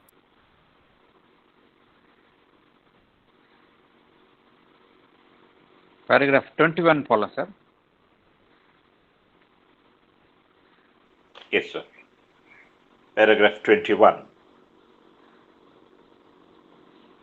All aspects of the omnipresent reality have their fundamental truth in the supreme existence. Thus, even the aspect or power of inconscience, which seems to be an opposite, a negation of the eternal reality, yet corresponds to a truth held in itself by the self-aware and all-conscious infinite. It is, when we look closely at it, the infinite's power of plunging the consciousness into a trance of self-involution, a self-oblivion of the spirit veiled in its own abysses, where nothing is manifest, but all inconceivably is and can emerge from that ineffable latency. Thank you, sir. Thank you. இதில் நம்மளுடைய explanation படிக்கலாம். படிக்கட்டுமா sir? படிங்க madam.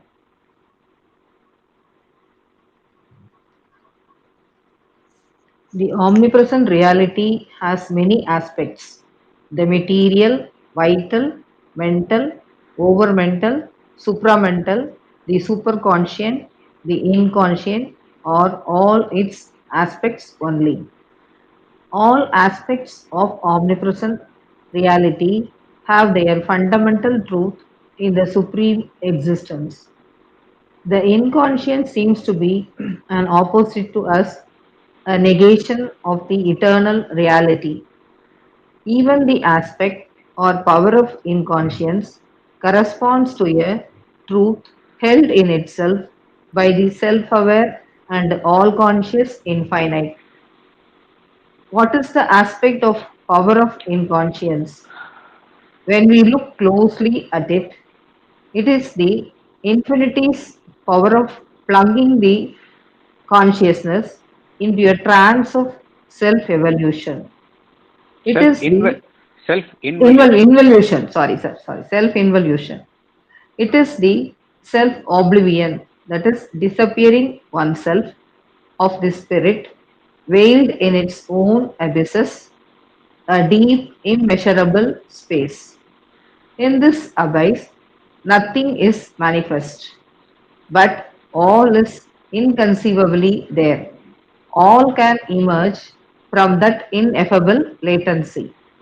Therefore, the inconscient is not devoid of any consciousness. There is consciousness involved in it, which is capable of manifestation. Thank you, sir. Thank you, madam. Thank you. See, in the paragraph 21, இந்த போர்ஷன்ல பகவான் வந்து inconscience அது குறித்து விளக்குகின்றார். ஒரு பக்கம் அதனுடைய ஒரு பக்கத்தில் வந்து அந்த பரம்பொருளினுடைய ஒரு ஸ்டேட்டஸ் பார்க்குறோம். எது அப்படின்னா த இன்டிட்டர்மினபிள் ஸ்டேட். அது உச்சகட்ட அம்சமாக இருக்கின்றது, அனைத்திற்கும் அப்பாற்பட்ட நிலையில இருக்கின்றது. அது இன்டிட்டர்மினபிள். அதுபோல இன்னொரு பக்கத்தில் எப்படி இருக்கு அப்படின்னா அதனுடைய எக்ஸ்ட்ரீம் எண்டு இன்கான்ஷியன்ஸ், அப்சல்யூட்லா அங்கே வந்து ஒரு உணர்வற்ற நிலை அது காணப்படுகின்றது. நாம் எப்படி பார்க்குறோம் அப்படின்னா அந்த இன்கான்ஷியன்ஸ் அப்படிங்கிறது நம்ம வந்து ஒரு எதிர்நிலையாக பார்க்கின்றோம், இந்த இறை அம்சத்திற்கு எதிர் அம்சமாக பார்க்கின்றோம்.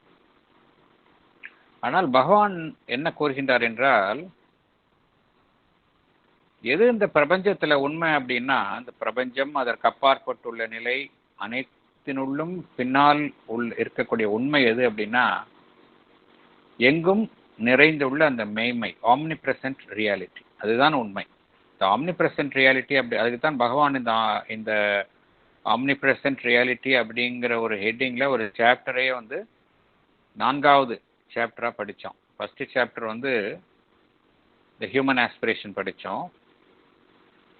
அப்புறம் வந்து the materialist denial, the refusal of the ascetic, இது எல்லாமே எதிர் நிலைகளாக பார்த்துட்டு ரெண்டுக்கும் பின்னாடி இருக்கிறது ஒரே உண்மைதான் அப்படிங்கிறத உறுதி செய்யும் வண்ணம் பகவான் ஒரு சாப்டரே வந்து omnipresent reality. Omnipresent ரியாலிட்டின்னு என்ன அர்த்தம் அப்படின்னா, இதுதான் உண்மை. எதெல்லாம் எதிராக நிலைகள் இருக்கு, இந்த உலகத்துல காணப்படும் அனைத்திற்கும் பின்னாடியும் இருக்கிறது எல்லாமே வந்து இந்த இறை மெய்மை, the divine consciousness, omnipresent, எங்கும் நிறைந்துள்ள அந்த இறை மெய்மை, ஆம்னி பிரசன்ட் ரியாலிட்டி, அதுதான் உண்மை.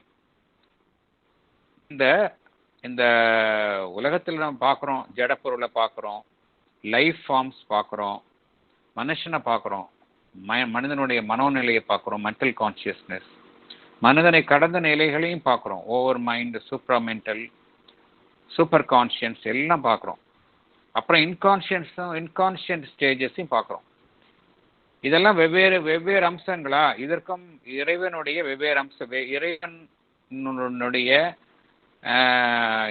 இறைவனிலிருந்து மாறுபட்ட அம்சங்களா என்று பார்த்தோம் அப்படின்னா கிடையாது. எல்லாமே வந்து they're all aspects of the divine. மேட்டராக இருந்தாலும் சரி, லைஃப் ஃபார்ம்ஸ் இருந்தாலும் சரி, மனிதனாக இருந்தாலும் சரி, மனிதனை கடந்த அந்த அதிமனிதனாக இருந்தாலும் சரி, அதே போல் அந்த இன்கான்ஷியன்ட் ஸ்டேஜ் அந்த நிலையில் இருக்கக்கூடிய அந்த நிலையும் சரி, இது எல்லாமே வந்து பகவான் இங்க என்ன கூறுகின்றார் என்றால், they're all aspects of the omnipresent reality அப்படிங்கிறார். இந்த இதெல்லாமே aspects of omnipresent reality. உணர்வற்ற நிலையும் ஒரு aspect of omnipresent reality தான், உணர்வுள்ள நிலையும் ஒரு aspect of omnipresent reality தான். இந்த ஆஸ்பெக்ட்ஸ்க்கெல்லாம் அடிப்படை உண்மை எங்க இருக்கு அப்படின்னா, it is the supreme existence. அந்த சுப்ரீம் எக்ஸிஸ்டன்ஸ், அந்த பரம்பொருள், அதில் தான் வந்து இவை அனைத்திற்கும் பின்னால் உள்ள அந்த அடிப்படை உண்மை, ஃபண்டமெண்டல் ட்ரூத் எங்கு இருக்கின்றது என்றால் அந்த சுப்ரீம் எக்ஸிஸ்டன்ஸ்ல இருக்கு. இன்கான்ஷியன்ஸ்ல இருக்கக்கூடிய அதுக்கு பின்னால் உள்ள உண்மையும் அங்கதான் இருக்குது, சூப்பர் கான்ஷியன்ட்டுக்கு பின்னாடி இருக்கக்கூடிய உண்மையும் அங்கதான் இருக்கின்றது. ஸோ எல்லாமே வந்து டிவைனுடைய ஆஸ்பெக்ட் தான். அங்க இன்கான்ஷியன்ஸ் நம்ம எதை சொல்றோமோ, உணர்வற்ற நிலை, உணர்வில்லாத நிலை, இப்படிலாம் சொல்றோம் நம்ம. அது என்ன எது சொல்றோமோ அதனுடைய கரஸ்பாண்டிங் ட்ரூத் எங்க இருக்கு அப்படின்னா, அந்த இன்ஃபினிட் கான்சியஸ்னஸ், அந்த பரம்பொருள் அந்த இடத்துல இருக்கு அப்படிங்கிறார் பகவான். இப்போ உண்மையிலே இன்கான்ஷியன்ஸ் அப்படின்னு சொல்றோமே, அது என்ன?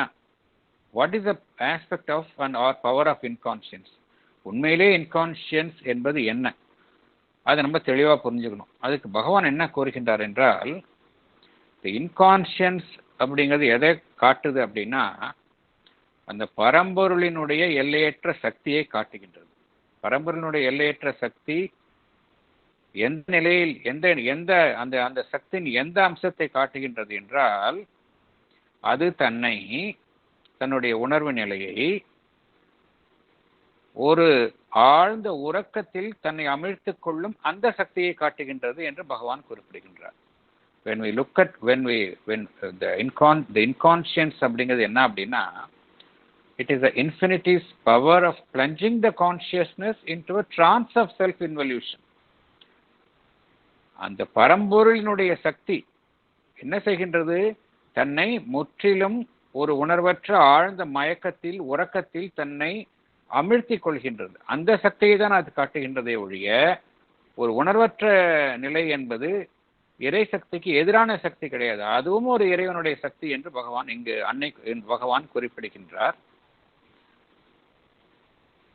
அந்த மெய்ப்பொருள் என்ன செய்கின்றது என்றால், இந்த நிலையில தன்னைத்தானே முற்றிலுமாக டோட்டல் செல்ஃப் அப்ளீவியன் என்றால் தன்னைத்தானே மறைத்துக் கொள்வது, முற்றிலுமாக மறைத்துக் கொள்வது. It is a self oblivion of the spirit veiled in its own abysses. தன்னுடைய அடி ஆழங்களுக்குள் தன்னையே அது மறைத்துக் கொள்கின்றது. இங்க வந்து பார்த்தோம் அப்படின்னா, எதுவுமே அந்த அடி ஆழத்திலிருந்து வெளிப்படுவது இல்லை, அந்த வெளிப்படாத நிலையில் இருக்கின்றது. ஆனால் பகவான் இங்க என்ன கூறுகின்றார் என்றால், அந்த இடத்துல எல்லாமே இருக்கு அப்படிங்கிறார். ஆல் இஸ் இன்டென்சிவபிளி தேர் அப்படிங்கிறார். All can emerge from that ineffable latency. Latency என்றால் என்ன அர்த்தம் அப்படின்னா, ஒரு உறங்கிய நிலை, ஒரு செயல்படாத நிலை. அந்த நிலையில் தான் இன்கான்சியன்ஸ்ல இருக்கு. அந்த நிலையிலிருந்து அனைத்துமே வெளிப்பட முடியும் அப்படிங்கிறார். ஏனென்றால் ஏற்கனவே அந்த பரம்பொருள் என்பது ஒரு இன்வல்யூட்டட் ஸ்டேட்ல தான், அந்த இன்கான்சியன்ட் ஸ்டேட்ல தான் இருக்குது. அதனால அதிலிருந்து அனைத்துமே வெளிவரும் வல்லமையை கொண்ட நிலையாகத்தான் அது இருக்கின்றது என்று பகவான் குறிப்பிடுகின்றார். ஆகையால இறுதியா இந்த பேராகிராஃபினுடைய இந்த போர்ஷன்ல பகவான் கூறக்கூடிய கருத்து என்னவென்றால், எதை நம்ம இன்கான்சியன்ஸ் சொல்றோமோ அது முற்றிலுமாக உணர்வற்ற ஒரு நிலை கிடையாது. The inconscient is not devoid of any consciousness. There is consciousness involved in it which is capable of manifestation. அதற்குள்ள ஏற்கனவே உணர்வு நிலை ஒரு இறங்கிய நிலையில் தன்னை மறைத்துக் கொண்ட நிலையில் இருக்கின்றது. which is capable of manifestation. தன்னை வெளிப்படுத்திக் கொள்ளும் அந்த திறமையையும் அது கொண்டதாக இருக்கின்றது. ஆகையால் இந்த இன்கான்சியன்ட் ஸ்டேட் என்பது அதுவும் ஒரு இறைவனுடைய ஒரு அம்சம்தான். அது இறைவனுடைய எதிரான அம்சம் கிடையாது. அங்கு உணர்வு நிலை முற்றிலுமாக இல்லாத நிலையில் இல்லை என்று பகவான் குறிப்பிடுகின்றார். நம்ம இத வெரி ஃபர்ஸ்ட் கேண்டோலயே பகவான் ஒரு குறிப்பா சொல்லியிருக்கார் சார். அதுல படிங்க madam please. A shadow spin, 25th line. A shadow spinning through a soulless void, thrown back once more into unthinking dream, earth wheel abandoned in the hollow gulf, forgetful of her spirit and her fate. The impassive skies were neutral, empty, still. Then something in the inscrutable darkness stirred. A nameless movement, an unthought idea, insistent, dissatisfied, without an aim, something that wished but knew not how to be, teased the inconscient to wake ignorance. So அந்த இடத்துல தான் sir வருது. Yes, natural. இந்த book of beginnings கம்ப்ளீட்டா அந்த ஆரம்பத்துல இந்த இன்கான்சியன்ட் ஸ்டேட்ல தான் இருக்குது. அதுலேருந்து தான் அந்த கான்சியஸ்னஸ் மெல்ல மெல்ல தன்னை வெளிப்படுத்திக் கொள்கின்றது. அதைத்தான் பகவான் அந்த அட்வென்ச்சர் ஆஃப் கான்சியஸ்னஸ் என்று கூறுகின்றார். ஏற்கனவே அந்த soul has taken a big leap towards inconscience. It is soul அது அட்வென்ச்சர் தானே சோலுக்கா. சோல் அந்த உயர்நிலையில இருந்திருக்கலாம். ஏன் அந்த இன்கான்சியன்ஸ்குள்ள தன்னை அமிழ்த்துக் கொள்கின்றது என்றால், அதில் அமிழ்த்துக் கொண்ட நிலையிலிருந்து தன்னை மெல்ல மெல்ல வெளிப்படுத்திக் கொள்கின்றது. அதனாலதான் it is an adventure of consciousness என்று பகவான் குறிப்பிடுகின்றார். அந்த கான்சியஸ்னஸ் இன்கான்சியன்ட் ஸ்டேட்லேருந்து மெல்ல மெல்ல தன்னை வெளிப்படுத்திக் கொள்கின்றது. அந்த நிலையைத்தான் இங்கே பகவான் சாவித்திரியில் விளக்குகின்றார். Tease the inconscient to wake ignorance என்று பகவான் குறிப்பிடுகின்றார். Thank you madam, thank you.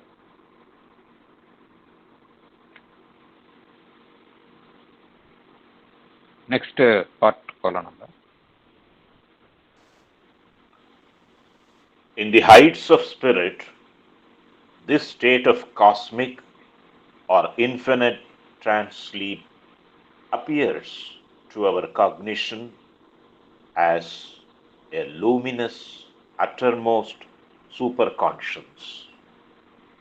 At the other end of being, it offers itself to cognition as the spirit's potency of presenting to itself the opposites of its own truths of being, an abyss of non-existence, a profound night of inconscience, a fathomless swoon of insensibility, from which yet all forms of being, consciousness and delight of existence can manifest themselves.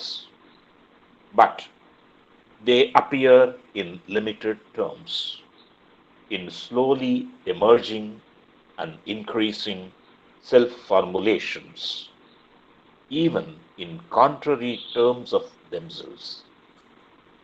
It is the play of a secret all-being, all delight, all knowledge, but it observes the rules of its own self-oblivion, self-opposition, self-limitation, until it is ready to surpass it. This is the inconscience and ignorance that we see at work in the material universe. It is not a denial.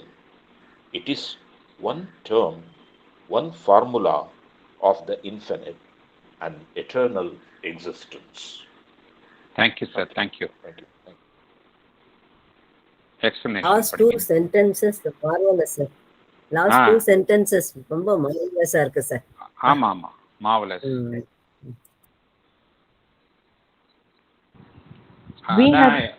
One minute. அதுல இப்போ வேதங்கள் நம்ம கேட்குறோம், இந்த வேத மந்திரங்கள் அந்த கோஷத்தை கேட்கும் பொழுது நம்மளுக்கு வந்து we are charged with positive vibrations, even though that language is not familiar to us, for most of us.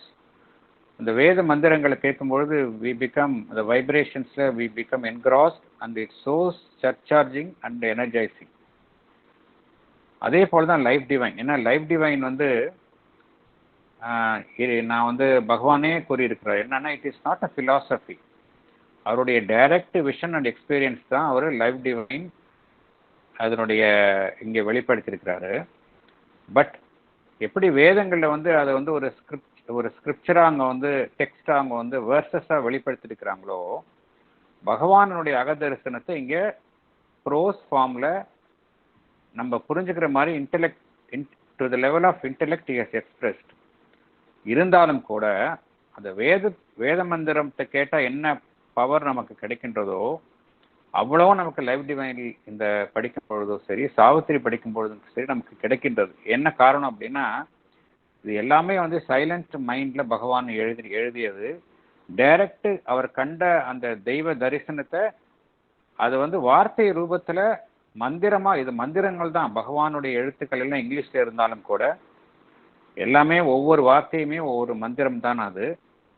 அதுதான் சொல்லுவாங்க, நொலினி குப்தா என்ன சொல்லுவார், the English language is acquired a new consciousness since Sri Aurobindo has started using it அப்படிங்கிறார். எப்பொழுது வந்து பகவான் அரவிந்தர் ஆங்கிலத்தை உபயோகிக்க ஆரம்பித்தாரோ அப்பொழுதிலிருந்தே அந்த மொழிக்கு ஒரு சிறப்பான ஒரு உணர்வு நிலை கிட்டியது அப்படிங்கிறார். அதனால நம்ம லைஃப் டிவைன் படிக்கிறது அப்படிங்கிறது it is as good as reading the Vedas.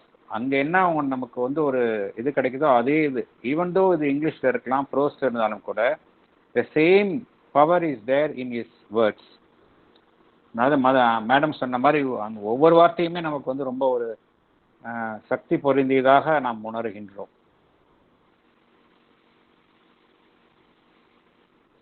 அப்புறம் லேட்டர் டேட்ல வந்து இது எங்களுடைய சிந்தசிஸ் ஆஃப் யோகா கிளாஸ்ல அவங்க சொன்னதை நான் ஷேர் பண்ணிக்கிறேன்.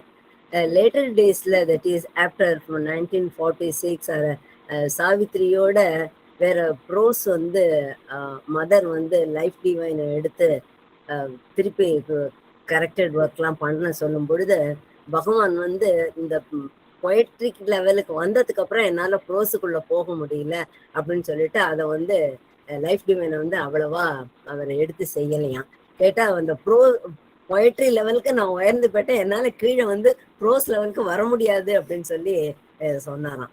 அந்த அளவுக்கு he was raising his consciousness year by year till his end. அதுக்கு சொல்ல வரேன் நான். உண்மைதான் ஷோர் உண்மைதான். எஸ்பெஷலி சிந்தசிஸ் யோகாக்கு தான் கேட்குறாங்க. சிந்தசிஸ் ஆஃப் யோகா வந்து why don't you revise the synthesis of yoga?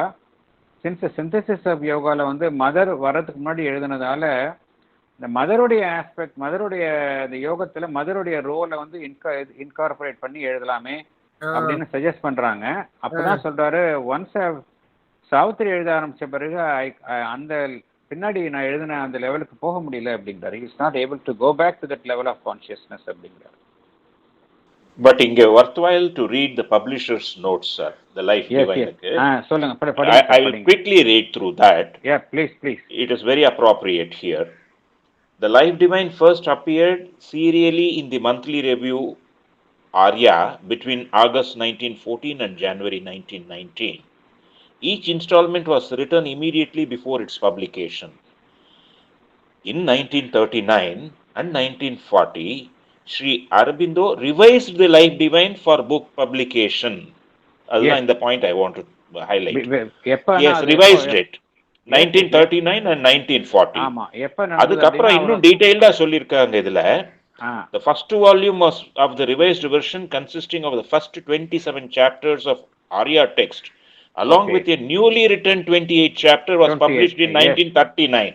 Okay, okay, yes. So the revision of all but 2 of the Arya chapters was light. The Okay. second volume of the revised version was published in July 1940. Again, please remember the word revised version. Okay, The okay, revision of this volume was extensive. That is what he okay, says. okay, okay. 8 Arya chapters were discarded and Oh, 17 considerably revised, while 12 new chapters were written. okay, okay. Volume 1 was reprinted in 43 and 1947, Volume 2 in Oh, 1944. yes. A one volume edition was brought out in the United States in 1949. Yes. New editions were published in India in 1955, 1970, 2001. அது அப்புறம் அதெல்லாம் சொல்லிட்டு இருக்கு. So ஆமாம். இதுலேருந்து it has also undergone Yes, yes, very revision, much, very much. extensive revision. And the Very point much. I want to bring In the in higher here. consciousness, it was revised. அதனால even life divine also was not spared of his higher consciousness. It also it was also subject to his higher consciousness in the late 40s. In the 1939-40ல அவர் வந்து இதானப்பதான் இந்த life divine எல்லாம் revise பண்ணார். அந்த 12 years Sri அரபிந்தோவில் வரும். அப்புறம் நிறைய life divine when it was first published, many of the first copies were signed by Sri Aurobindo and given to the donors. அது one such copy also I already என்னுடைய Vijayawada when I met one person, he was having that one copy which was personally signed by Sri Aurobindo in 1949. That I already WhatsAppல share பண்ணியிருக்கிறேன் அவருடைய ஒரு copy. அதனால definitely this also had undergone a revision. Life divine.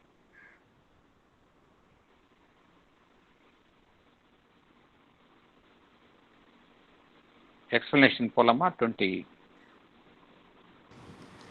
We have seen that the infinite consciousness is in a state of trance in the depths of the inconscient. In the same way, in the heights of spirit, in the transcendent state, this trance sleep appears to us as luminous, uttermost superconscience. How does this trance sleep appear at the other end of being, the inconscience? At the other end, it is perceived as the spirit's power of presenting to itself the opposites of its own truths of being. These opposites are an abyss of non existence, a profound night of inconscience, a fathomless swoon, loss of consciousness, of insensibility. Yet, from these opposites, all forms of being, consciousness, and delight of existence can manifest themselves. However, while manifesting, they appear in limited terms. They appear in slowly emerging and increasing self formulations. They appear even in contrary terms of themselves. For example, we see the slow process of evolution from matter to plant, plant to animal, animal to man. Each stage is contrary to the other. It is the play of a secret all being, all delight, all knowledge that is evolving from inconscient stage to more conscious stages. Yet, in this play, it observes the rules of its own self oblivion, that is, self hiding, self opposition, self limitation, until it comes to a stage when it can surpass it. This is the inconscience and ignorance that we seek at work in this material universe. It is not a denial of the spirit, it is one term, one formula of the infinite and eternal existence. Thank you. Thank you. உண்மையிலே inconscience அப்படிங்கிறது என்ன அப்படிங்கிறது பகவான் இங்கே ரொம்ப அழகாக விளக்குகின்றார். Inconscience அப்படிங்கிறது என்ன அப்படின்னா, அந்த இன்ஃபினிட் கான்ஷியஸ்னஸ், அந்த எல்லை கடந்த அனந்தமான உணர்வு நிலையில் இருக்கக்கூடிய அந்த பரம்பொருள் தான் வந்து தன்னை ஒரு ஆழ்ந்த உறக்க நிலையில் இந்த உணர்வற்ற நிலை என்கின்ற ஒரு எல்லை கடந்த, அதுவும் எல்லை கடந்த ஆழத்திற்குள் தன்னை அமிழ்த்திக் கொள்கின்றது. இந்த டிரான்ஸ், பகவான் கூறக்கூடிய இந்த ஸ்டேட் ஆஃப் டிரான்ஸ் அப்படிங்கிறது ஒரு ஆழ்ந்த உறக்க நிலை. இந்த டிரான்ஸ் அப்படிங்கிறது ஒரு ஆழ்ந்த உறக்க நிலை, சமாதி நிலைன்னு சொல்றாங்க. இது வந்து இன்கான்ஷியன்ட் ஸ்டேட்லையும் இருக்கு, சூப்பர் கான்ஷியஸ் ஸ்டேட்லையும் இருக்கு. தி சேம் வே இந்த ஹைட்ஸ் ஆஃப் த ஸ்பிரிட் டிரான்சென்டன்ட் ஸ்டேட்லையும் இந்த இங்கே வந்து எப்படி இருக்குன்னா இன்கான்ஷியன்ட் ஸ்டேட்டில் இருக்கு. அந்த உயர்ந்த நிலையில் சூப்பர் கான்ஷியன்ட் ஸ்டேட்டில் எப்படி இருக்கு அப்படின்னா ஒளி பொருந்திய நிலையாகவும் அட்மோஸ்ட் சூப்பர் கான்ஷியன்ஸ் அந்த அந்த உச்சகட்ட உணர்வு நிலையில் அங்கே இருக்கின்றது. ஸோ இரண்டுமே வெவ்வேறு நிலையில் காணப்பட்டாலும் கூட இது ரெண்டுமே ஒரே பொருளின் இரண்டு முனைகள் தான் என்று பகவான் குறிப்பிடுகின்றார். இந்த ட்ரான்ஸ் ஸ்லீப் அப்படிங்கிறது எப்படி வந்து இந்த இன்கான்ஷியன்ட் ஸ்டேட்ல வந்து காணப்படுகின்றது என்று பகவான் விளக்குகின்றார். அது என்னன்னா அப்படின்னா அது வந்து அதுவும் அந்த பரம்பொருளின் ஒரு சக்தி தான் என்று பகவான் குறிப்பிடுகின்றார். எதை நாம் இன்கான்ஷியன்ட் ஸ்டேட் என்று குறிப்பிடுகின்றோமோ அதையும் பரம்பொருளினுடைய ஒரு சக்தி தான் என்று பகவான் குறிப்பிடுகின்றார். எவ்வகையான சக்தி என்றால் தன்னுடைய எதிர்நிலைகளை அந்த தன்னுள்ளே இருக்கக்கூடிய அந்த உண்மைகள் அந்த உண்மைகளின் எதிர்நிலைகள் அந்த எதிர்நிலைகளை தனக்குத்தானே தரித்து கொள்ளும் காட்டிக்கொள்ளும் அந்த ஒரு சக்தி என்று பகவான் விளக்குகின்றார். It is perceived as a spirit's power of presenting to itself the opposites of its own truths of being.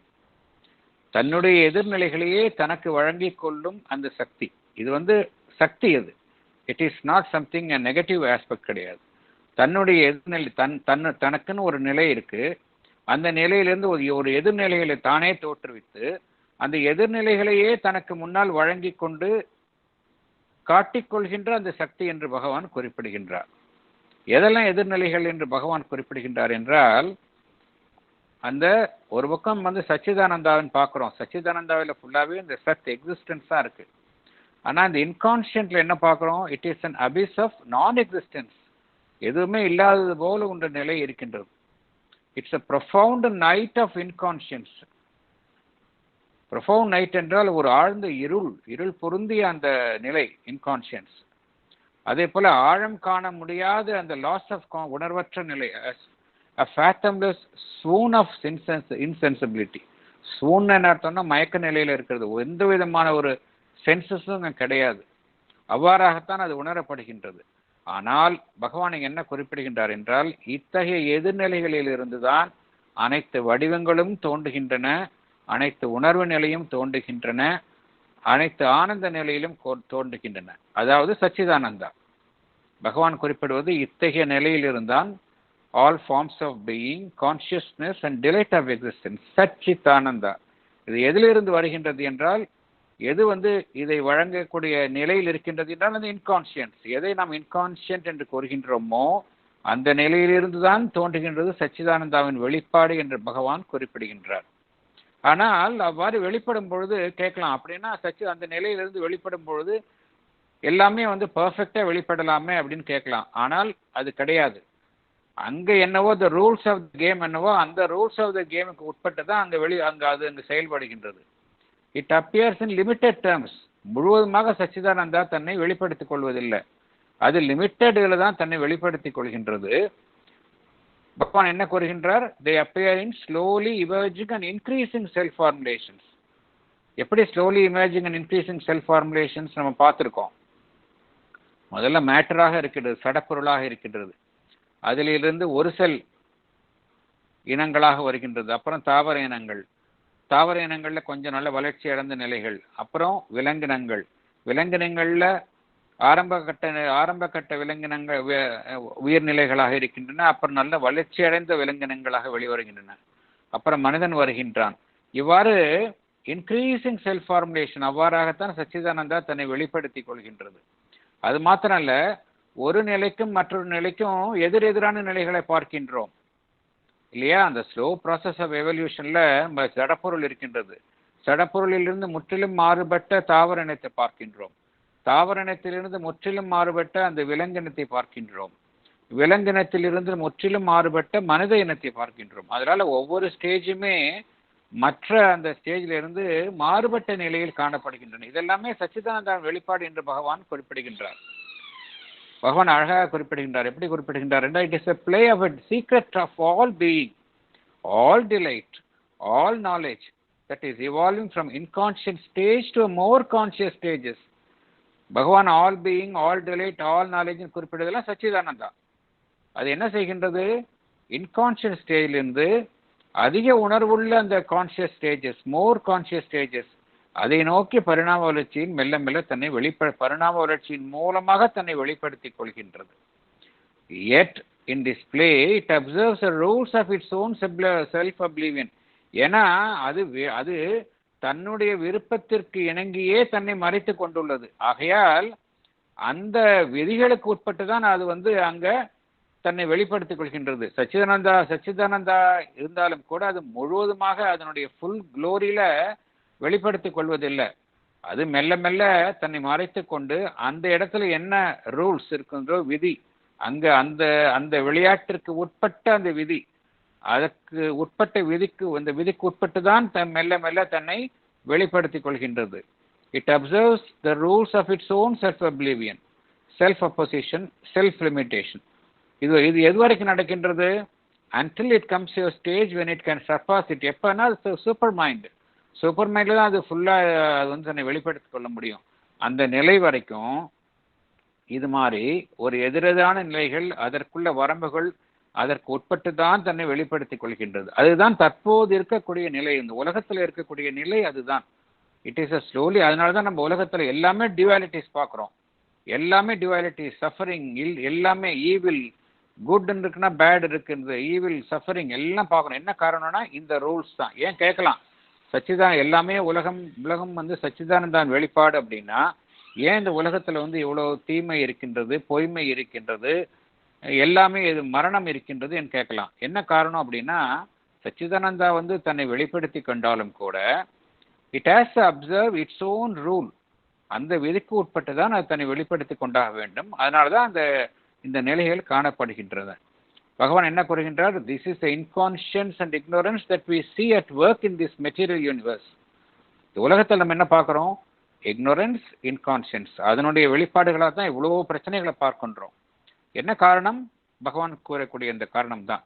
ஆனால் என்ன கூறுகின்றார் பகவான் நமக்கெல்லாம் நம்பிக்கை தரும் வரையில்? It is not a denial of spirit. இது மெய்ப்பொருளை மறுக்கும் ஒரு ஒரு தன்மையாக, அம்சமாக இங்கு காணப்படுவதில்லை. அது it is one term, one formula of the infinite and eternal existence. நம்ம ஏற்கனவே பார்த்துருக்கோம். The graded substance of the infinite அப்படிங்கிறது பார்த்துருக்கோம். ஒரு பக்கம் பரம்பொருளாக இருக்கின்றது, மறுபுறம் அது ஒரு மேட்டராக இருக்கின்றது. அதனால இப்ப இருக்கக்கூடிய நிலையும் அந்த பரம்பொருளினுடைய ஒரு டேர்ம், ஒரு வகையான ஒரு வெளிப்பாடு தான், ஒரு விதி, ஒரு கோட்பாடு தான் இப்ப இருக்கக்கூடிய நிலை. ஆக இது ஒரு எதிர்நிலையான நிலை இல்லை. It is not a denial of the spirit அப்படிங்கிறார். இந்த உலகம், இந்த பிரபஞ்சம், இது எதுவுமே இந்த இறை சக்தியின் மறுப்பதாக அமைந்தது இல்லை. அது இறை சக்தியினுடைய வெளிப்பாடு தான். ஆனால் மெல்ல மெல்ல அந்த விதிகளுக்கு உட்பட்டு, தானே விதித்துக் கொண்ட அந்த விதிகளுக்கு உட்பட்டு மெல்ல மெல்ல தன்னை வெளிப்படுத்திக் கொள்கின்றது என்ற கருத்தை தான் பகவான் இங்கு விளக்குகின்றார். Paragraph 52. Yes. Excuse me, sir. இப்ப செல்ஃப் இம்போஸ்ட், தனக்கு தானே செல்ஃப் இம்போஸ்டா தான் போடுறது. But has it already made the gradations? அந்ததையும் it has decided and according to that it is coming down. அதாவது இன்வல்யூஷன்ல வரும்பொழுது. சொல்லுங்க மேடம், சொல்லுங்க. அதாவது இது செல்ஃப் இம்போஸ்ட்ல அது வருதுன்னு பார்த்தோம் இல்லையா? தானே இங்க it's not a denial, it's one term, one formula of the infinite and eternal existence. அந்த எட்டர்னல் எக்ஸிஸ்டன்ஸ் தனக்கு தானே இம்போஸ் பண்ணிட்டு இந்த மாதிரி வரணும் அப்படின்னு வருது. பட் அந்த இப்ப என்ன கேட்க, அதான் இந்த மாதிரி தான் வரணும்ன்றதையும் அது முதல்லயே டிசைட் பண்ணியிருக்கா, இல்ல அது எவல்யூஷன்ல வரும்பொழுது அந்த அடுத்த லெவல் அந்த மாதிரி வருதா? இப்போ மேட்டர் டு லைஃப் வரும்பொழுது it has decided the life forms already. அப்போ அந்த ரூல்ஸ்க்குள்ள அது தன்னை வச்சுன்னு வருது, அப்படித்தானே? அப்படிதான். அது இப்போ இன்கான்சியன்ட்ல இருக்கு அப்படின்னா டைரக்டா சச் சூப்பர் கான்சியன்டா தன்னை வெளிப்படுத்தல. சி இன்கான்சியன்ட் ஸ்டேட்ல ஆல்ரெடி இன்வால்வ்டா இருக்கின்றது தன்னைத்தானே. அது வந்து self imposed condition of the divine. அதைத்தான் நம்ம டிவைன் சாக்ரிஃபைஸ் அப்படிங்கிறோம். சாக்ரிஃபைஸ் ஆஃப் த புருஷா அப்படிங்கிறோம். ஹோலோகாஸ்ட் ஆஃப் த பிரகிருதி அப்படிங்கிறோம். இதெல்லாம் நம்ம படிச்சிருக்கிறோம் நம்ம. அதுதான் அந்த பரம்பொருள் தான் வந்து எல்லா தன்னுடைய எதிர்நிலைக்குள் தன்னை வேண்டுமென்றே அந்த நிலையில் தன்னை செல்ஃப் இம்போஸ்ட் ஒன். சரி, செல்ஃப் இம்போஸ் ஸ்டேட்ல இருந்து மெல்ல மெல்ல வெளிப்படுத்தி கொள்ளும் பொழுது அது டைரக்டா சூப்பர் கான்சியன்டா வெளிப்படுத்துவது இல்லை இல்லையா? அப்படி பண்றது இல்லையா? அப்படி பண்ணனா நம்ம ஏன் உலகமே இப்படி இந்த நிலையில இருக்காது. அது என்ன செய்கின்றது என்றால் மெல்ல மெல்ல அந்த தானே விதித்து கொண்ட அந்த அந்த விதிகளுக்கு உட்பட்டு செல்ஃப் அப்ளிவியன், இந்த rules of the self oblivion, அந்த தானே மறைச்சிக்கிட்டு இருக்கு இல்லையா? அந்த செல்ஃப் அந்த அந்த அந்த செல்ஃப் ஃபைண்டிங் அண்ட் செல்ஃப் லூசன் கூட படிச்சிருக்கிறோம் நம்ம. அதாவது தன்னைத்தானே அது வந்து மறைத்துக் கொள்கின்றது, அப்புறம் தன்னைத்தானே தேடி கண்டுபிடிக்கின்றது. அந்த ரூல்ஸுக்கு உட்பட்டு மெல்ல மெல்ல மெல்ல தான் அது வெளிப்படுத்திக் கொள்கின்றது. அது அது வளர்ச்சி வர்றது, அது வெளிப்பட்டு வர்றத வந்து அந்த கிரேட்ஸையும் ஹேஸ் இட் ஆல்ரெடி டிசைடடான்னு நான் கேட்கிறேன். ஆமா, அதுவும் அதனால் தீர்மானிக்கப்பட்ட நிலையில் தான் நடந்து கொண்டே இருக்கின்றது. It is also decided by the divine, but it is a slow process. இது வந்து பகவான் என்ன கூறுகின்றார், already the world is undergoing, the world வந்து அந்த எவல்யூஷன்ல இருக்கின்றது. But it is a very slow process. left itself பார்த்தோம் அப்படின்னா it will take several yugas to reach that final state.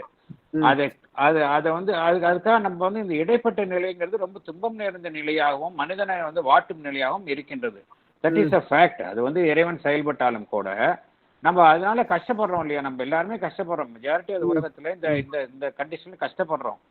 இதற்கு தீர்வு என்ன அப்படின்னா இந்த you have to quicken the process. இதை துரிதப்படுத்தணும் அப்படின்னா இதற்கு அடுத்த நிலைக்கு சென்று விட்டோம் அப்படின்னா இந்த நிலையிலிருந்து நம்ம போயிடலாம்.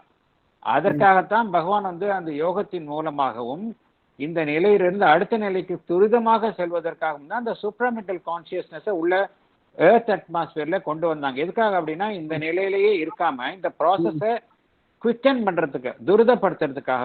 ஆனால் எல்லா நிலையும் டிவைனால தீர்மானிக்கப்பட்ட நிலையா இருந்தாலும் கூட but we want to quicken the process. No doubt மேட்டர்ல இருந்து லைஃப் வர்றதும் லைஃப்ல இருந்து மேன் வர்றதும் it is all divided by the divine again, but this is divided by the divine, but the man with the super mind போகிறது அப்படிங்கிறதும் that is also divided by the divine. அந்த ப்ராசஸை quicken பண்ணணும் அப்படின்னா அதுக்காக ஒரு சக்தி தேவைப்படுகின்றது. அதுக்காகத்தான் அவதாரங்கள் தோன்றினார்கள், அன்னையும் பகவானும் தோன்றினார்கள். இதனால இந்த ப்ராசஸ் வந்து குவிக்கன் பண்றாங்க. But again everything is done as per the divine plan. அப்படி இருக்கும் பொழுது ஏன் வந்து இவர் வந்து அஸ்வபதி வந்து ஒரு அவதாரத்தை கீழே கொண்டு இறங்கி வரணும் அப்படின்னு சொல்லி சொல்றாரு? ஏன்னா இப்ப நம்ம விஷன் அண்ட் பூன் பார்த்துட்டு இருக்கோம். அதுல கேட்கறதே அவர் தான் வந்து இந்த சூப்பர் கான்சியன்ட்லாம் வரும், அதிமனித இனம் வரும், எல்லாம் எனக்கு தெரியும். பட் இட் டேக்ஸ் யுகாஸ் சொன்ன மாதிரி. பட் உன்னுடைய அவதாரம் வந்து இறங்கி வந்தால் நீங்க வந்து அது சீக்கிரம் நிகழும், ஆகவே உன்னுடைய அவதாரத்தை அனுப்புன்னு தான் நான் கேட்கிறேன். அப்ப இங்க லைஃப் டிவைனுக்கும் சாவித்திரிக்கும் அப்ப இருக்கிற என்ன டிஃபரன்ஸ், மேஜர் டிஃபரன்ஸ் என்ன? அப்ப அந்த இது ஒண்ணு வருது. இப்போ சாவித்திரியை பார்க்கும் பொழுது we need an incarnation of the divine mother in the earth, that is Savitri அப்படின்னு நமக்கு தெரியறது. பட் இங்க லைஃப் டிவைன்ல வந்து அதை பத்தின மென்ஷனே இல்லையே. So what is the difference between life divine and Savitri? இது ஒரு out of curiosity தான் கேக்குறேன். லைஃப் டிவைன் உடைய மெயின் பர்பஸ் என்னன்னு பார்த்தோம் அப்படின்னா to prove that the world is not an accident. the worldங்கிறது வெறும் சடம் மேட்டர் கிடையாது.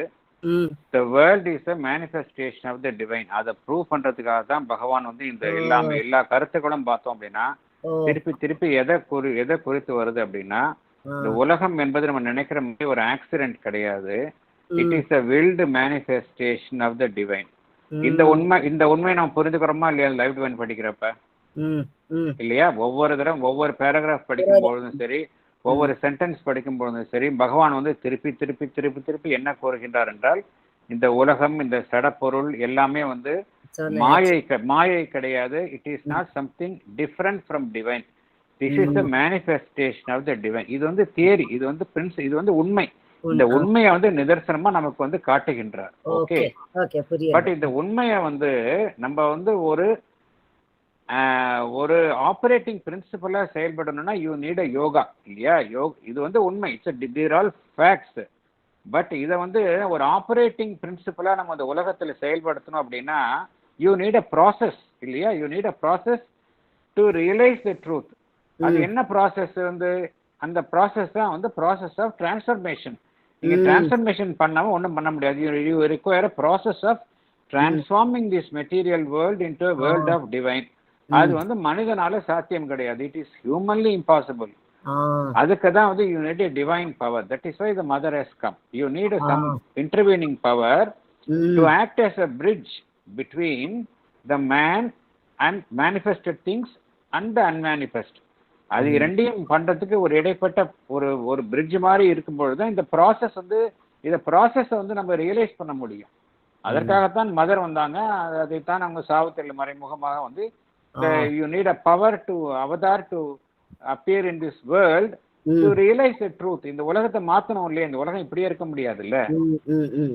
பட் ஆனா நீங்க அடிப்படை உண்மை எதுங்கிறத புரிந்துக்கணும். இந்த உலகம் என்பது it is manifestation of the divine அப்படிங்கிற புத்தகத்துக்கு தான் இந்த லைவ் டிவைன்ல அவர் எழுதினார் அவரு. பட் அதை வந்து ஒரு ப்ராசஸ் வந்து நம்ம எப்படி செயல்படுத்தணுங்கிறதுக்கு தான் வந்து the integral yoga. The integral yoga வந்து the process. It is a process to turn this world into to turn this life into a divine life. அதுக்கு வந்து ஒரு சக்தி தேவைப்படுகின்றது. It is humanly it is not possible. You require some other force to facilitate it. அதற்கு தான் வந்து அன்னை வந்தார்கள். அதைத்தான் சாவித்திரியிலையும் அங்க குறிப்பிடுகிறார்கள். அது வந்து ப்ராசஸ் இது பண்றது. இது வந்து ஃபேக்ட், உண்மை. இது வந்து உண்மையை நமக்கு சுட்டி காட்டாரு. இதெல்லாம் இருக்கு, அப்படி இப்படி இருக்கு, உண்மைன்னு காட்டுறாரு. சரி, இந்த உண்மையை நம்ம டிவைன் லைஃபை மாத்துறதுக்கு என்ன பண்ணணும் அப்படிங்கிறதுக்கு தான் மதர் வந்து நம்மளுக்கு ஹெல்ப் பண்றாங்க. ரெண்டுமே எதிரெதிரான நிலைகள் கிடையாது. டிவைன் லைஃப் டிவைன்லயும் சாவித்திரியும் எதிரெதிரான நிலைகள் கிடையாது. இங்க இருக்கிறது இல்ல எதிரெதிரான நிலைகள்ன்றதுல நான் சொல்லவில்லை. ஏன்னா அங்க வந்து நடுவுல ஒரு இன்கார்னேஷன் வேணும்னு சொல்றாரு. பட் இங்க வந்து அந்த மாதிரி எதுவும் வரலையே. சோ அதனால என்ன டிஃபரன்ஸ்? இப்ப நீங்க சொன்னதுல இருந்து வந்து இந்த ஃபேக்டை வந்து இதுல சொல்லின்னு போற எல்லா வாட் ஆர் தி ஃபேக்ட்ஸ்ன்றத வந்து லைஃப் டிவைன்ல சொல்லிருப்பா. That is the process. Savitri is the process wherein Savitri comes and here within us mother comes. அதான் இல்லையா? இப்போ நம்ம வந்து உண்மையை தெரிஞ்சுக்கிட்டா தானே நான் அந்த ப்ராசஸை பண்ண முடியும் இல்லையா? இப்போ லைஃப் டிவைன்ல நம்ம we realize the truth that the world is it is a manifestation of the divineங்கிற உண்மை தெரியுது. எப்படி இந்த உலகத்தை கம்ப்ளீட்டா டிவைனா மாத்துறதுங்கிறதுக்கு we require a process. ஒரு ப்ராசஸை செயல்படுத்தணும் அப்படின்னா என்ன தேவை? அடிப்படையில யூ ரிக்வயர் அ ஃபோர்ஸ் இல்லையா? ஒரு ப்ராசஸ் இருக்கு, ஒரு செயல்பாடு இருக்கு. அதை செயல்படுத்தணும் நம்மளுக்கு என்ன தேவை?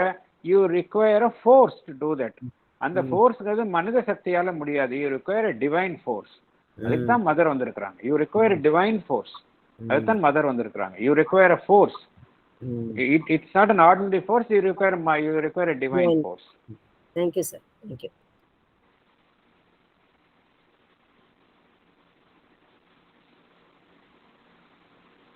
Paragraph 22 போலாம். Paragraph 22. It is important to observe here the sense that is acquired in such a total cognition of cosmic being by the phenomenon of ignorance. It's assigned a place in the spiritual economy of the universe. If all that we experience were an imposition, an unreal creation in the absolute, both cosmic and individual existence would be in their very nature an ignorance. The sole real knowledge would be the indeterminable self-awareness of the absolute. Thank you. Thank you, sir. Thank you. இதோட explanation படிக்கலாம். படிக்கட்டுங்களா? படிங்க madam, படிங்க. We are aware of our existence in the universe. Yet our awareness of the universe is based on the phenomenon of ignorance. Our sense of ignorance of this universe has a place in the spiritual economy of the universe. Ignorance is an inevitable phenomenon in the process of evolution of consciousness. Ignorance is a preceding condition to knowledge, avidya to vidya. We cannot accept the view that whatever we experience in our universal existence is an imposition, an unreal creation of the Absolute. If that were true, both cosmic and individual existence would be in their very nature an ignorance. Then the only real knowledge would be the indeterminable self-awareness of the Absolute. Thank you, sir. Thank you thank you thank you. இந்த இப்போ மெயினாக நம்ம உலகத்தில் பார்க்கறது எல்லாமே நம்ம நாமே எடுத்துக்கொண்டா நம்ம அறியாமையில் தான் இருக்கிறோம். இந்த அறியாமை அப்படிங்கிறது உண்மையிலே நம்ம எப்பொழுதுமே அறியாமையில தான் இருக்கின்றோமா? இந்த அறியாமை என்கிற நிலையிலிருந்து நம்ம வெளியில வரவே முடியாதா? ஆஸ் லாங் as இந்த உலகத்தில் இருக்கிற வரைக்கும் அறியாமை தான் ஒரு இறுதியான நிலையா? மனிதன் அறியாமையிலிருந்து மீளவே முடியாதா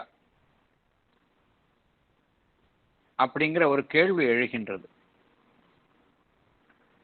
இங்கு பகவான் என்ன கூறுகின்றார் என்றால், இந்த அறியாமை என்கின்ற நிலையும் ஒரு இறுதியான நிலை கிடையாது. எப்படி மனிதன் என்கின்ற நிலை ஒரு இறுதியான நிலை கிடையாதோ, மனிதன் மனதை கடந்து அந்த சூப்பர் மைண்டு என்கிற நிலையை நோக்கி போகின்றானோ, அதே போன்று அந்த மனிதன் தற்பொழுது இருக்கக்கூடிய அந்த நிலையான அந்த இக்னோரன்ஸ், இந்த இக்னோரன்ஸ் அப்படிங்கிறது பகவான் நம்ம தெளிவா புரிஞ்சுக்கணும். இக்னோரன்ஸ் என்றால் லேக் ஆஃப் நாலேஜ் அப்படிங்கிறது அர்த்தம் கிடையாது, இல்லை லேக் ஆஃப் ஸ்கிரிப்சுரல் நாலேஜ் அப்படிங்கிறதும் கிடையாது.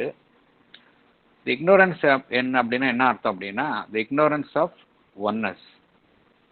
டிவைனோட நம்ம ஒன்னா, டிவைனும் நம்மளும் வேறு இல்லை அப்படிங்கிற உண்மையை நம்ம அறியாம இருக்கிறோம். அதுதான் இக்னோரன்ஸ். அதைத்தான் பகவான் இங்க இக்னோரன்ஸ் அப்படிங்கிறார்.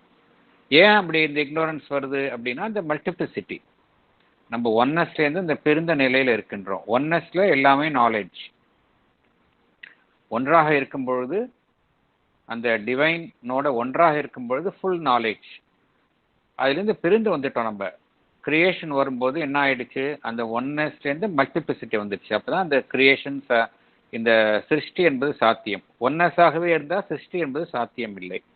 ஸோ சிருஷ்டி உருவாக வேண்டும் என்றால் இந்த மல்டிப்ளிசிட்டி அது அவசியமாகின்றது. ஆனால் மல்டிப்ளிசிட்டியில் என்ன ஆயிடுச்சு, நம்ம என்ன பார்த்தோம், திருப்பி திருப்பி நாம் பார்க்கக்கூடிய உண்மைதான். அந்த மல்டிப்ளிசிட்டியில் மனிதனுடைய மனம் என்ன செய்கின்றது என்றால், அந்த பிரிந்துபட்ட அம்சத்திற்குள் தன்னை முழுவதுமாக அமிழ்த்து கொண்டு அந்த மற்றதையிலிருந்து தன்னை முற்றிலுமாக தன்னை விலக்கிக் கொள்கின்றது. அந்த ஒன்னஸ் அப்படிங்கிற அந்த நிலை பின்னுக்கு தள்ளப்படுகின்றது. எக்ஸ்க்ளூசிவ் கான்சென்ட்ரேஷன் இந்த பர்டிகுலர் ஃபார்ம் இல்லை ஒரு அமைப்பு, அதற்குள் தன்னை அமிழ்த்து கொண்டு மற்ற அமைப்புகள் பின்னுக்கு தள்ளப்படுகின்றன. அதனால என்ன, ஒவ்வொன்றும் தான் தனிப்பட்ட ஒரு அமைப்பு என்கின்ற ஒரு நிலைக்குள் தான் இருக்கின்றதை ஒழிய, தான் அந்த பரம்பொருளினுடைய இணைந்த அம்சம் அப்படிங்கிற அந்த நிலை கிடையாது. So everything is in complete ignorance. மல்டிப்ளிசிட்டியில் பார்க்கணும் அப்படின்னா அதில் என்ன இருக்கு, இக்னோரன்ஸ் இல்லை அவித்யா, இதுதான் இருக்கின்றது.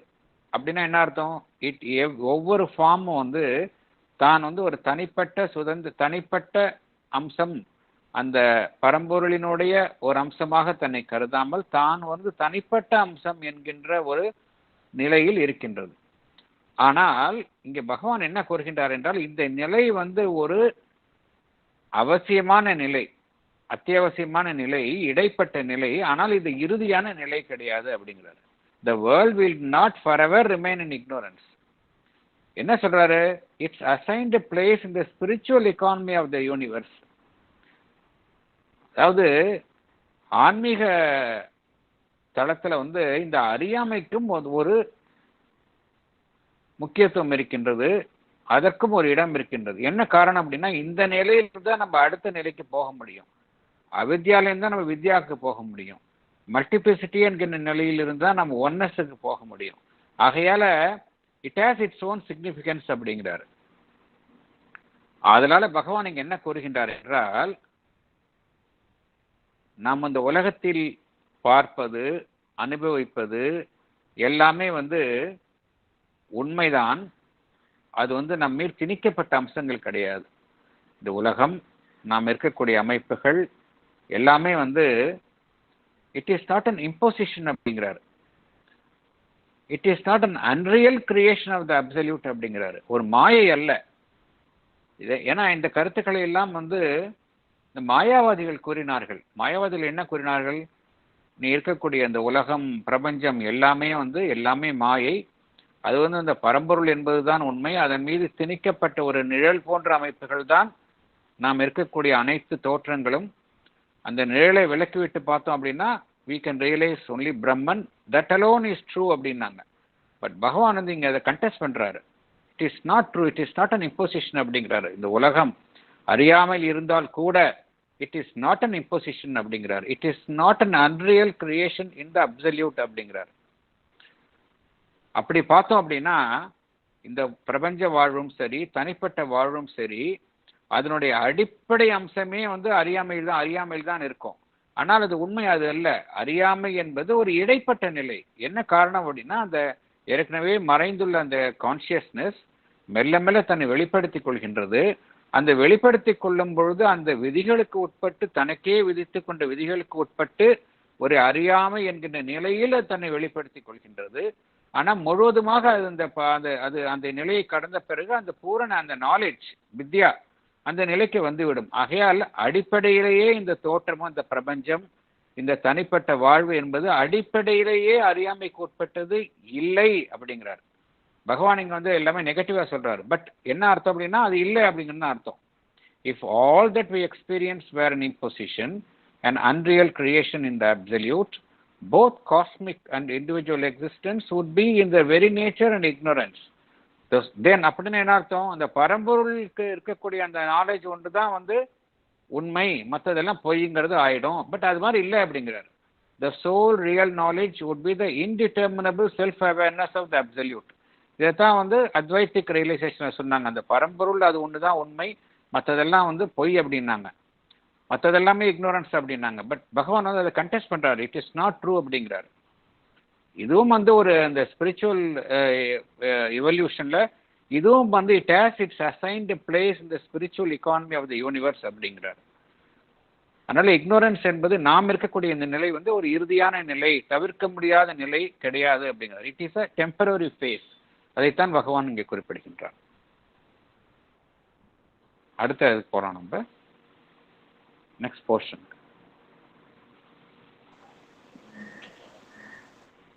If all were the erection of a temporal and phenomenal creation over against the reality of the witnessing timeless eternal, and if the creation were not a manifestation of the reality, but an arbitrary self-effective cosmic construction, that too would be a sort of imposition. Our knowledge of the creation would be the knowledge of a temporary structure of an evanescent consciousness and being, a dubious becoming that passes across the vision of the eternal, not a knowledge of reality. That too would be an ignorance. Thank you. பகவான் again இங்க அத்வைத்திக் கருத்தை தான் அவங்க பகவான் அது எவ்வாறு அதை நாம் ஏற்றுக்கொள்ள முடியாது அப்படிங்கிறாரு. விளக்கத்திற்கு போகலாம், எக்ஸ்பிளனேஷன் போகலாம்.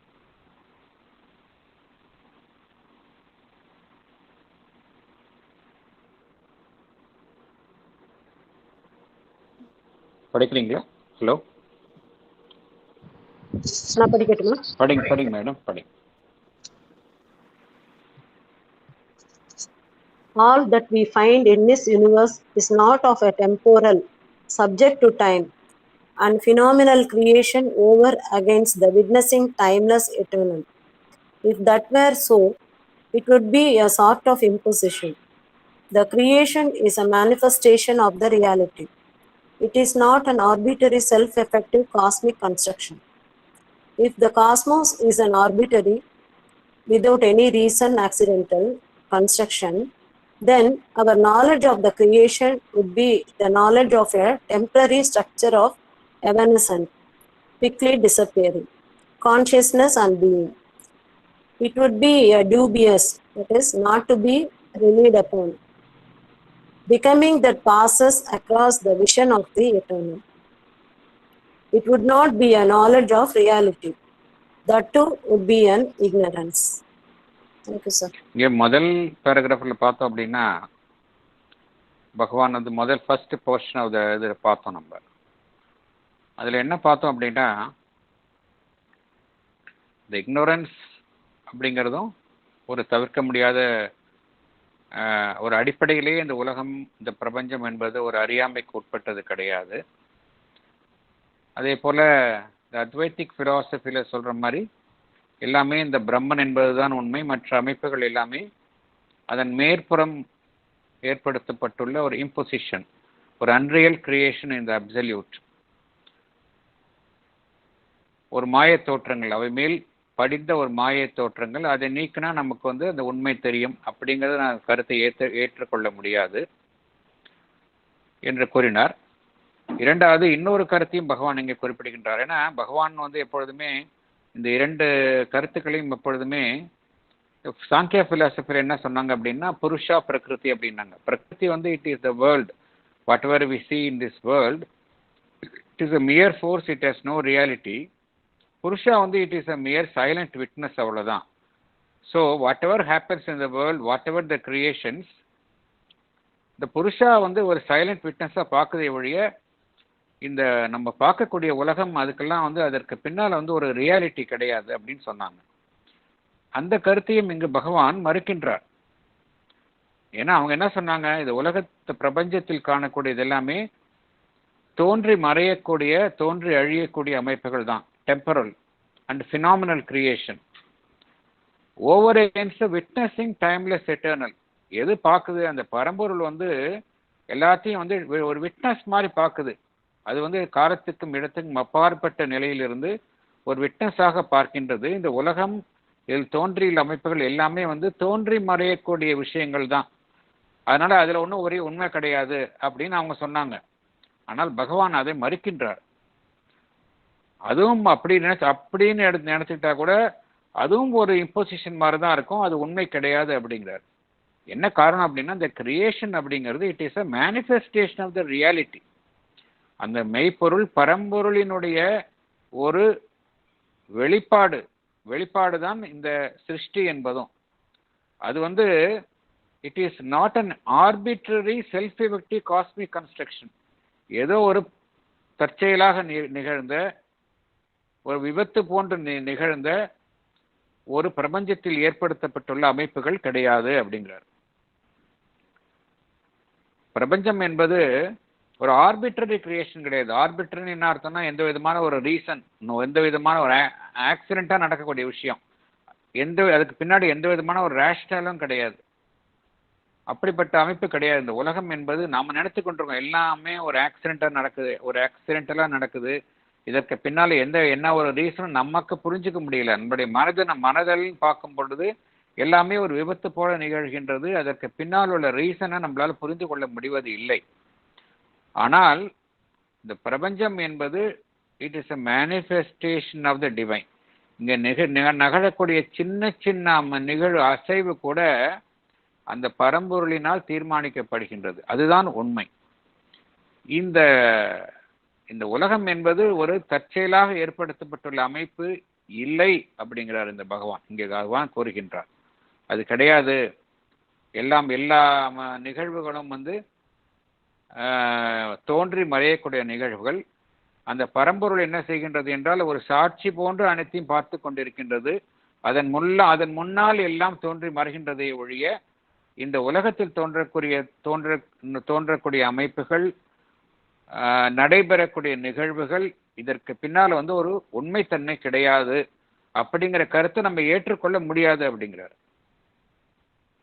அப்படி நினைச்சா அதுவும் ஒரு இக்னோரன்ஸ் தான் அப்படிங்கிறார். That too would be in ignorance அப்படிங்கிறார். ஸோ இந்த இரண்டு கருத்தையும் ஏற்றுக்க முடியாது அப்படிங்கிறார். World is a manifestation. இந்த கருத்தை வந்து பகவான் லைவ் டிவைன்ல பக்கத்து பக்கம் இந்த கருத்தை தான் சொல்கின்றார். ஒவ்வொரு பக்கமும் பார்த்தோம் அப்படின்னா வரும், ஒவ்வொரு பேராகிராஃப்லையும் இந்த கருத்தை மீண்டும் மீண்டும் பார்க்கக்கூடிய கருத்து. இந்த உலகம் வந்து it is a manifestation of the reality, divine reality, not an accident. Next போலாம் நம்ம. But if all is a manifestation of the reality and itself real by the constituting immanence, the substantiating essence and presence of the reality, then the awareness of individual being and world being would be in its spiritual origin and nature a play of the infinite self-knowledge and all knowledge. Ignorance could be only a subordinate movement, a suppressed or restricted cognition, or a partial and imperfect evolving knowledge with a true and total self-awareness and all awareness concealed both in it and behind it. Thank you, sir. Thank you. இதுக்கு போல நம்ம அதோட explanation படிக்கலாம். நான் படிக்கட்டுங்களா sir? படிங்க madam, please. All is a manifestation of the reality. All by itself is real by the constituting, indwelling divine presence. It is real by the substantiating essence and presence of the divine reality. Founded on this truth, the awareness of individual being and world being would be, in its spiritual origin and nature, a play of the infinite self-knowledge and all knowledge. Here, ignorance could only be a subordinate movement. It would be a restricted knowledge or a partial and imperfect evolving knowledge. The true and total self-awareness and all awareness would be concealed both in it and behind it. Thank you, sir. Thank you. பகவான் வந்து ஏற்கனவே பார்த்தோம், முதல்ல ரெண்டு கருத்துக்களை ஏற்றுக்க முடியாது. இந்த உலகத்துல வந்து தோன்றி மறைவது எல்லாமே வந்து அந்த பரம்பொருளின் மேல் திணிக்கப்பட்ட ஒரு மாயை இல்லை நிழல் போன்ற கருத்தையும் ஏற்றுக்க முடியாது. இல்லை இந்த உலகத்தில் தோன்றக்கூடிய அனைத்து நிகழ்வுகளும் தோன்றி மறையக்கூடிய நிகழ்வுகள், பரம்பொருள் வந்து இதை அனைத்துமே ஒரு சாட்சி போன்று பார்த்து கொண்டிருக்கின்றது என்ற கருத்தையும் நாம் ஏற்றுக்கொள்ள முடியாது. ஆகையால் இந்த அறியாமை என்று நாம் காணப்படும் என்ற நிலை நாம் காணப்படும் இந்த உலகத்தில் காணப்படுகின்றது. இந்த அறியாமை என்பது என்ன, பகவான் என்ன கூறுகின்றார் என்றால், இப்போ வந்து ஒரு இடத்துல வந்து ஒரு நிழல் இருக்கு. அந்த நிழல் எதனால வருதுன்னு பார்த்தோம் அப்படின்னா, அந்த இடத்துல ஒரு ஆப்சன்ஸ் ஆஃப் லைட், அவ்வளவுதானே ஒழிய நிழல் அப்படிங்கிறதுக்கு there is no reality. எது ரியாலிட்டி? லைட்டு தான் ரியாலிட்டி. ஏதோ ஒரு பொருள் இருக்கின்றது, அந்த இடத்துல ஒரு ஆப்சன்ஸ் ஆஃப் லைட், வெளிச்சம் இல்லாம இருக்கு, அதனால அந்த இடத்துல நிழல் இருக்கே ஒழிய நிழல் எது அப்படின்னா reality. The reality is only light. அதே போல நம் உலகத்தில் காணக்கூடிய அந்த இக்னோரன்ஸ் என்பது it is not a reality அப்படிங்கிறார். என்ன நடக்கின்றது என்றால், அந்த நாலேஜ் என்பது ஒரு வரையறைக்கப்பட்டுள்ள நிலையில ஒரு ரெஸ்ட்ரிக்டட் லெவலில் தன்னை வெளிப்படுத்தி கொள்கின்றது. அதன் மூலமாக விளைவதுதான் இந்த இக்னோரன்ஸ் என்பது. எவல்யூஷன்ல அந்த பரம்பொருள் தன்னை வெளிப்படுத்தி கொள்ளும் பொழுது ஒரு ரெஸ்ட்ரிக்டட் லெவல்ல, ஒரு வரையறைக்கப்பட்டுள்ள நிலையில தன்னை வெளிப்படுத்தி கொள்ளும் பொழுது இந்த அறியாமை என்கின்ற நிலை வந்து ஒரு தவிர்க்க முடியாத இடைப்பட்ட நிலையாக அமைகின்றதை ஒழிய இது வந்து ஒரு அடிப்படையான அம்சம் கிடையாது அப்படிங்கிறார். என்ன காரணம் அப்படின்னா எல்லாமே ஒரு மேனிஃபெஸ்டேஷன் ஆஃப் த ரியாலிட்டி தான். இந்த உலகத்தில் நடக்கக்கூடிய அனைத்துமே பரம்பொருளினுடைய அந்த மெய்ப்பொருளினுடைய வெளிப்பாடு தான். அது மாத்திரம் இல்ல, எல்லாத்தினுள்ளும் அனைத்தினுள்ளுமே இந்த இம்மானன்ட் டிவைன் அப்படிங்கிறார். இம்மானன்ட் டிவைன் என்ன அர்த்தம்? உள்ளுக்குள்ள இருக்கக்கூடிய இந்த சாநித்தியம், இறை சாநித்தியம். எல்லாம் என்ன காரணத்தினால நம்ம ரியல் அப்படிங்கிறோம் எல்லாத்தையும்? என்ன காரணம் அப்படின்னா, all is real by the constituting and indwelling divine presence. அனைத்தினுள்ளும் அந்த இறை சாநித்தியம் இருப்பதனால் அனைத்தையுமே நாம் உண்மை என்றுதான் நாம் கூறுகின்றோம். அது பொய்மை கிடையாது அப்படிங்கிறார். இந்த உண்மையில பார்க்க போனோம் அப்படின்னா, இந்த மனிதனுடைய ஒரு தனிப்பட்ட மனிதனோ இல்ல இந்த பிரபஞ்சம் தழுவிய அமைப்போ, இதுல இருக்கிறது எல்லாமே பார்த்தோம் அப்படின்னா எதனுடைய ஒரு எந்த ஞானத்தின் அடிப்படையில் இருக்கின்றது என்றால், இந்த பரம்பொருளுடைய ஞானத்தினுடைய ஒரு பகுதியாகத்தான் நாம் விளங்குகின்றது. It is a play of the infinite self knowledge and all knowledge. நமக்கு இருக்கக்கூடிய அந்த நாலேஜினுடைய அதனுடைய ஆரிஜின் எதுன்னு பார்த்தோம் அப்படின்னா, ஒரிஜினலா பார்த்தோம் அப்படின்னா என்ன காரணம் அப்படின்னா, we are all part of Satchidananda. அதனுடைய வெளிப்பாடுகளாகத்தான் நாம் இருக்கின்றோம். So it's a play of the infinite self knowledge and all knowledge. அதுதானே ஒழிய நம்ம அறியாமையிலே முற்றிலும் அதனால் உருவாக்கப்பட்ட அமைப்புகள் இல்லை அப்படிங்கிறார். அறியாமை என்பது ஒரு துணை அம்சமாக இப்பொழுது இருக்கின்றது. It can only be a subordinate moment. Knowledge தான் மெயின். அறியாமை என்பது can only be a subordinate moment. அது எவ்வாறாக அந்த ஞானம் தன்னை வெளிப்படுத்திக் கொள்கின்றது? அறியாமை எதனால் உருவாக்கப்படுகின்றது என்றால், இந்த ஞானம் என்பது தன்னை ஒரு குறுகிய அளவில் தன்னை பகுதியாக வெளிப்படுத்திக் கொள்கின்றது. It would be a restricted knowledge or a partial and imperfect evolving knowledge. அதனால தான் நமக்கு இங்க இக்னோரன்ஸ் இருக்கின்றது. ஒவ்வொரு அறியாமை என்கின்ற அமைப்புக்கு பின்னாடி எது இருக்கு அப்படின்னா, உண்மையிலேயே அறியாமைக்கு பின்னாடி எப்படி ஒரு நிழலுக்கு பின்னாடி ஒரு வெளிச்சம் இருக்கும், ஒரு ஒளி இருக்கின்றதோ, அதே போன்று இந்த அறியாமை என்கின்ற தற்பொழுது உலகத்தில் காணக்கூடிய அந்த அறியாமை என்பதற்கு பின்னாலே எது இருக்கு அப்படின்னா, there is a total self awareness and all awareness. அது மறைக்கப்பட்டுள்ள நிலையில் இருக்கின்றது என்று பகவான் குறிப்பிடுகின்றார். நம்ம இதோட முடிச்சுக்கலாம் நம்ம இந்த செஷனை. நெக்ஸ்ட் செஷன்ல நம்ம மேற்கொண்டு நம்ம தொடரலாம். நம்ம